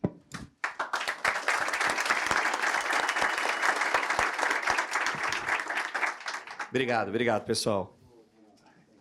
Chamar para o último painel, adaptação e resiliência, desafios do setor de seguros frente ao clima, professor André Dabos, da Marshall Brasil, e Rodrigo Cury, da Brasil Seg, também professor da GV. Tudo bem, Rodrigo? Rodrigo, começando com você, você está no doutorado e o tema é esse, mudança climática e seguros. Conta um pouquinho o que você está usando de base de dados, qual que é a hipótese que você está tentando estudar. Legal, Pedro. Primeiro, agradecer pelo convite, seu convite do professor Gessner. Então, o que eu tenho estudado no doutorado é um pouco do que a gente passou aqui nos painéis, nas apresentações, é como que as mudanças climáticas influenciam o preço dos seguros. É uma resposta relativamente simples, né? Então, quando você tem mais prejuízo, a tendência é que você tenha um impacto e você aumente a precificação, o preço aumente. Vamos pegar o exemplo da seca em 2021. Então, a seca ela impactou muito forte o Paraná, o Rio Grande do Sul e um pedaço do Mato Grosso do Sul. Aí falando do seguro agrícola, né? O ano seguinte, o ano de 2022, teve um aumento da taxa média de seguros em aproximadamente 20%. Para o Brasil todo. Então, tem um subsídio cruzado que é para suportar essa equação que o Alfredo comentou. É uma equação complexa. Como é que você consegue mitigar as vulnerabilidades? Acho que esse que é um ponto-chave que diferencia o modelo tradicional de precificação. Como é que se determina um risco? Então, o risco ele é a combinação da ameaça. A ameaça, a gente fala de dados históricos, o que você consegue enxergar de sinistralidade, e da exposição, que é a pulverização do risco. Esse modelo tradicional ele já não é mais suficiente. Então, você tem que trazer a variável da vulnerabilidade, o quanto a gente consegue que aquele determinado cliente, um CPF, um CNPJ, consiga mitigar o risco. Porque o ponto-chave é a transferência total do risco para a seguradora, isso vai tornar o preço cada vez maior. Ele vai acabar inviabilizando. E aí ele acaba tornando o cenário mais excludente. Nesse evento da seca, em 2021, nós tivemos aproximadamente 220 mil apólices contratadas para a soja, que é a cultura principal aqui no Brasil. No ano seguinte, esse número caiu para 120 mil. E o que a gente observa? Que o preço, o prêmio emitido no mercado em 2021 foi de 4,5 bilhões. Em 2022 foi de 3,8. Então, não teve uma queda proporcional à queda do número de clientes. Ou seja, menos clientes estão pagando por essa precificação global. E o que isso traz para o mercado? Quando o cliente se afasta, a gente está falando muito de se aproximar da cultura, Quanto mais disseminar a cultura de seguros, melhor. A gente acaba afastando ele. E como é que se resolve essa equação? Não tem uma fórmula mágica. Ela é tanto de políticas, sejam elas políticas públicas, políticas privadas, e seja pela mitigação do risco. Também uma política de incentivo, você bonificar aquele cliente que você consiga confirmar que ele tem uma proteção melhor, uma tecnologia. O seguro ele não pode ser um custo. Se ele é visto como um custo, de imediato, ele entra numa equação difícil até para o cliente. Tem um estudo recente na revista de Análise e Políticas Econômicas, é um estudo de 2024. Ele mapeou, ele fez um modelo de como se toma a decisão da aquisição do seguro de produtores rurais na China, que também é um mercado bastante grande. E, pasmem, eles estão colocando a indenização do seguro como uma receita. O que isso na prática é? É a percepção do risco. Quanto maior a percepção do risco, ele se aproxima do mercado de seguros. Quando ele não percebe risco, ele não percebe valor no produto, ele se afasta. Então, para as seguradoras, também tem que lidar com o processo de antisseleção. Quem quer comprar o produto, naturalmente, é o que percebe que o risco é certo. E aí a gente está quebrando um pouco a lógica do mercado de seguros, que é proteger as incertezas. Então, trazer um pouco de predição, trazer a predição para essa equação e a mitigação do risco, acho que é uma forma de imediato, começar a equilibrar essa conta. E, Rodrigo, para o doutorado, como é que está a literatura, os referenciais bibliográficos que você conseguiu aqui no Brasil?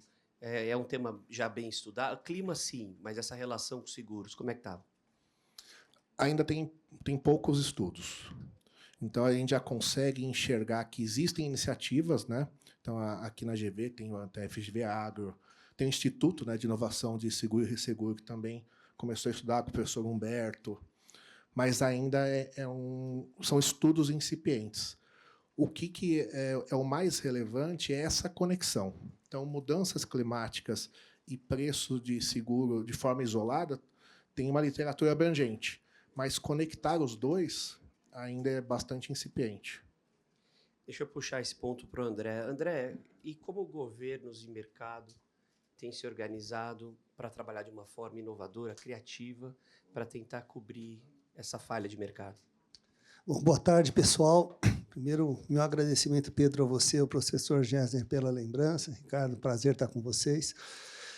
Bom, o tema que envolve o nosso debate hoje é muito rico, talvez um dos temas mais importantes da agenda do desenvolvimento do nosso país, não somente por conta da infraestrutura, que é um dos braços que eu represento, que eu tenho, ao longo dos anos, me dedicado a estudar e a acompanhar, mas também toda a questão social do país, que está diretamente vinculada e é prejudicada por essa série de fenômenos que nós estamos vivenciando. Como foi dito anteriormente, a questão cultural no Brasil ainda de transferência de risco praticamente é incipiente. Nós tivemos 3 episódios no Brasil, em especial, que estão fazendo com que as nossas mentes estão mudando rapidamente. O primeiro deles foi a pandemia. Não tínhamos dimensão do que seria o impacto da pandemia nas nossas vidas. Depois nós tivemos os conflitos geopolíticos, que foram gravíssimos. Tivemos problemas de transportes, de equipamentos que não chegam, mas, recentemente, em Porto Alegre, no norte, no sul, as questões climáticas que fizeram com que as nossas teses do passado, principalmente de quem modela projetos, fosse colocado em xeque. Hoje, em especial, de cada 10 reuniões que eu participo, 9 são para tratar de matrizes de riscos, como melhor alocar os riscos entre o poder concedente, a iniciativa privada e aqueles que serão compartilhados entre as partes, porque isso é possível existir. E o fato em si, que eu vejo que talvez precisamos fazer um ajuste rápido, é deixar muito claro nos contratos, não só público-privados, mas como privados-privados, a diferença entre fenômenos climáticos ordinários, que são aqueles que nós conseguimos vivenciar, conseguimos entender, até ter um histórico que dá para a gente avaliar, Por exemplo, chuvas. Você tem uma base histórica de chuvas de 100, 150, 120 milímetros. Daqueles extraordinários, que são aqueles fenômenos que não são possíveis de serem previstos dentro de uma métrica, a não ser aos olhos dos nossos amigos que são cientistas e apaixonados pelo tema. Aliás, parabéns pelo seu trabalho, depois eu quero conhecer melhor. Então, quando os contratos, de uma forma geral, passam a refletir, ou se passarem a refletir, que o concessionário ou o investidor privado é responsável na formulação do CAPEX e do OPEX dos seus projetos, por fenômenos conhecidos, precificáveis e transferíveis, todos se organizam, inclusive o mercado segurador, que passa a saber claramente o que ele está assegurando e contra o quê. Já os fenômenos climáticos extraordinários, que nós aqui no Brasil ainda não tínhamos a visão do que é uma catástrofe, foi uma das primeiras vezes que nós tivemos essa experiência horrível de lidar com isso, tem que ter um outro tratamento, a exemplo de outros países. E aqui nós não precisamos inventar a roda. É só olhar como é que o México, o Chile, a Colômbia, o Peru se organizaram para a transferência dos riscos climáticos extraordinários, ou seja, as catástrofes, para outros mercados. E, para concluir, eu diria... Traz um exemplo para a gente. Sim, é isso que eu ia dizer. Nesse exemplo, você tem fenômenos como fundos de catástrofes, que o professor Gessner colocou aqui um slide, onde existem títulos que empresas e pessoas comuns podem comprar. Esses títulos são chamados ILS ou LRS, que é a letra de riscos de seguros que foi criada uma legislação no Brasil, está sendo hibernada, onde essa parcela de risco catastrófico pode ser comprada como um título que alguém pode ganhar ou perder dinheiro com isso. Ganha se o fenômeno climático não acontecer naquele período. Perde se ele acontecer e perde muito. Pode perder tudo. É como uma ação de uma companhia que você compra, depois tem aí uma questão moral, a ação derrete e as pessoas perdem dinheiro. Então, essa cultura, como eu falei, que a gente precisa mudar no Brasil, tem a ver, inclusive, com esses novos mecanismos. E eu elogio aqui o trabalho do professor Gessner, que eu tive a oportunidade de conhecer também, onde o próprio município teria que vencer essa barreira política de investir num prêmio de uma apólice que pode não acontecer, criando uma cobertura para o seu fundo de catástrofe. Todo o município, Estado e a União possuem fundos de catástrofe, certo? É uma rúbrica orçamentária. Nós não temos dinheiro lá. Se acontece uma catástrofe, esse dinheiro vai sair da saúde, da segurança e da educação.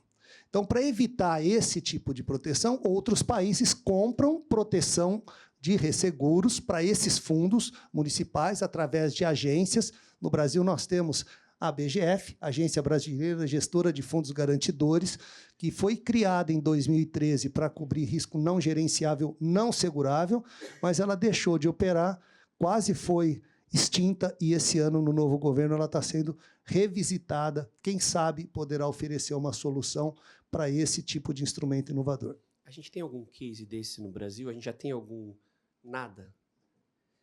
Infelizmente, não, porque até o primeiro episódio do Rio Grande do Sul, que vocês se lembram que aconteceu em julho, por ali, maio, mais ou menos, tivemos algumas discussões, mas até apostar que isso iria acontecer novamente, passou um período e não deu tempo. Então, tem boa vontade, mas iniciativas e poucas acabativas. Rodrigo, no teu estudo, é verdade. Rodrigo, no teu estudo você coloca também como uma variável investimentos de mitigação de riscos, de danos. Como é que você analisa não só a mudança climática e o seguro, mas também ações do Estado para evitar que o dano seja maior do que o previsto sem nenhuma preparação? Perfeito, Pedro. Acho que no meu estudo, um fator relevante é que eu não estou tratando mais como mudança, já é uma constante climática. Então, isso deixou de ser um imprevisto e já é uma realidade, que foi o que a gente viu aqui e conseguiu expressar bem esse tema. Sim, um dos resultados possíveis de você amplificar a proteção é você trazendo políticas de subsídio, né? No caso do seguro rural, por exemplo, você tem um programa de subvenção rural, ligado ao Plano Safra, que ele comporta uma parte do prêmio do seguro. Então, isso é uma forma de incluir produtores, pequenos e médios produtores, que não têm tanto acesso, né? O orçamento não é tão simples. Quando a gente fala da mudança da cultura do seguro, os eventos climáticos, acho que eles trazem uma percepção maior de risco, mas eles não mudam a DRE das empresas. Então, aquele cliente, dando exemplo quando eu trouxe do Rio Grande do Sul, que ele não tinha dentro do seu orçamento uma rúbrica para proteger, após o evento ele tem uma percepção maior de que aquilo é um produto importante, mas ele continua sem ter a receita suficiente para ser protegido. Então, o evento em si ele não muda a característica, a realidade das empresas, né, dos produtores rurais, dos CPFs. Então, nesse estudo que eu estou fazendo, eu procuro identificar formas de tornar o seguro mais acessível, amplificar a proteção, mas que do lado das seguradoras também tenha o resultado financeiro, o equilíbrio técnico. Como a gente falou de resseguradores, eles também, como investidores nas seguradoras, semelhante às letras, né, então eles estão investindo nas seguradoras dando proteção. E eles também querem retorno. E eles cobram tecnologia, eles cobram inteligência das seguradoras, cobram que tenham times dedicados a estudar os eventos climáticos. Isso está em contrato, é uma cobrança. Você tem que ter times dedicados a estudar como mitigar esses riscos. Mas, Rodrigo, o financiamento e o crédito que impõem algum tipo de seguro, quão assertivo eles são? O quanto esse seguro contratado, quando é exigido, imagino que você me disse, se é exigido em quase todos os casos, o quanto ele tem realmente oferecido uma cobertura, por exemplo, no agro, com essa dificuldade de prever clima, a redução das chuvas da Amazônia? Perfeito, Pedro. O modelo que você tem hoje relacionado às operações de crédito, ele protege uma parte, seja o custeio da produção, ou seja a produtividade. Então, ele protege a quebra. Então, esses modelos eles trazem uma segurança tanto para quem está concedendo o crédito, quanto para aquele produtor rural que, no ano seguinte, ele tem capacidade de se reerguer. Os produtores rurais, Rio Grande do Sul, Paraná e Mato Grosso, no ano seguinte, todos estavam de pé pela proteção que a gente teve. Acho que foi o Alfredo que deu o número, foi de aproximadamente 10 bilhões de reais pagos pelas seguradoras. Claro que com o suporte de resseguro, né? Então, tem uma parte, né? Tem uma cota parte negociada por cada seguradora, mas isso demonstra que a resiliência que o seguro dá para o produtor rural, para a empresa, para o CPF, proteção de residência, é muito importante. Me permite só uma contribuição, fazendo um link. O seguro agrícola, o seguro rural no Brasil é subsidiado, vocês sabem disso. O governo coloca uma boa parte do recurso, porque o produtor, por sua vez, não conseguiria arcar com os prêmios de seguro se a seguradora fosse fazer uma conta atuária pura, certo? Eu não tenho conhecimento sobre isso. Em outros países, como no Reino Unido, por exemplo, para essa parte dos seguros de inundação ou enchente, também existe um subsídio para o pagamento de parte do prêmio do seguro, porque lá se tornou algo tão comum e tão frequente que a empresa normal e o usuário normal não consegue pagar os custos das apólices de seguro. Então, foram criados fundos geridos por grupos de seguradores para que possam, então, oferecer esse tipo de proteção. Só que nós vamos voltar numa discussão muito complexa, que é o subsídio. Até que ponto o subsídio do Estado para o desenvolvimento de determinadas atividades é saudável ou não. Mas essa é uma conversa que eu paro por aqui. André, um ponto, quando você fala de subsídio, de organização do mercado. No agronegócio, o agro que interiorizou para o Mato Grosso tinha dificuldade de crédito, criaram as cooperativas, não só de produção, mas principalmente de crédito. Essa é uma saída, é uma direção também para o seguro?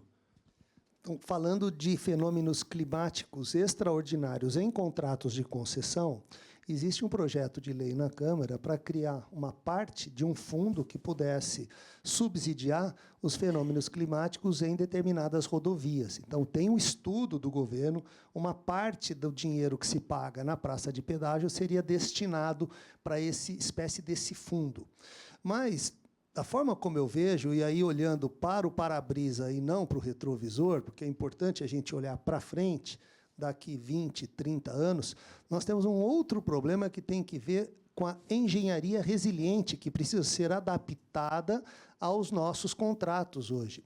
E todo o modelo de projeto de engenharia, eu não tive a sorte na vida de ser engenheiro, eu sou advogado, mas eu aprendo com meus amigos engenheiros. Todos os projetos, quando nascem, têm que nascer com uma nova tecnologia e com uma nova engenharia resiliente ao clima, só que ela custa mais caro. Então, na hora de você definir um projeto de engenharia para uma duplicação, que você estava acostumado a definir um padrão de drenagem para pavimento, agora você precisa trazer, ou deveria pensar em aumentar o CAPEX para ter um outro padrão. O mesmo o CAP asfáltico.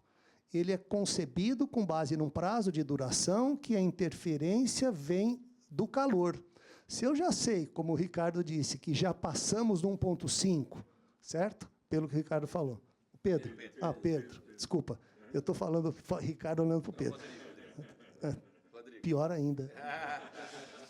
Mas se nós estamos passando do aumento da temperatura, então deveríamos propor para os novos pavimentos de rodovias, aeroportos, um padrão que fosse resiliente ao calor nos próximos 15, 20 anos. Esse é o desafio que a gente tem, lidar com as questões do custo e a questão da engenharia que possa ser paga hoje pelo usuário por uma tarifa confortável. André, muito obrigado. Rodrigo, obrigado pelo painel e sorte no doutorado. Parabéns, pessoal.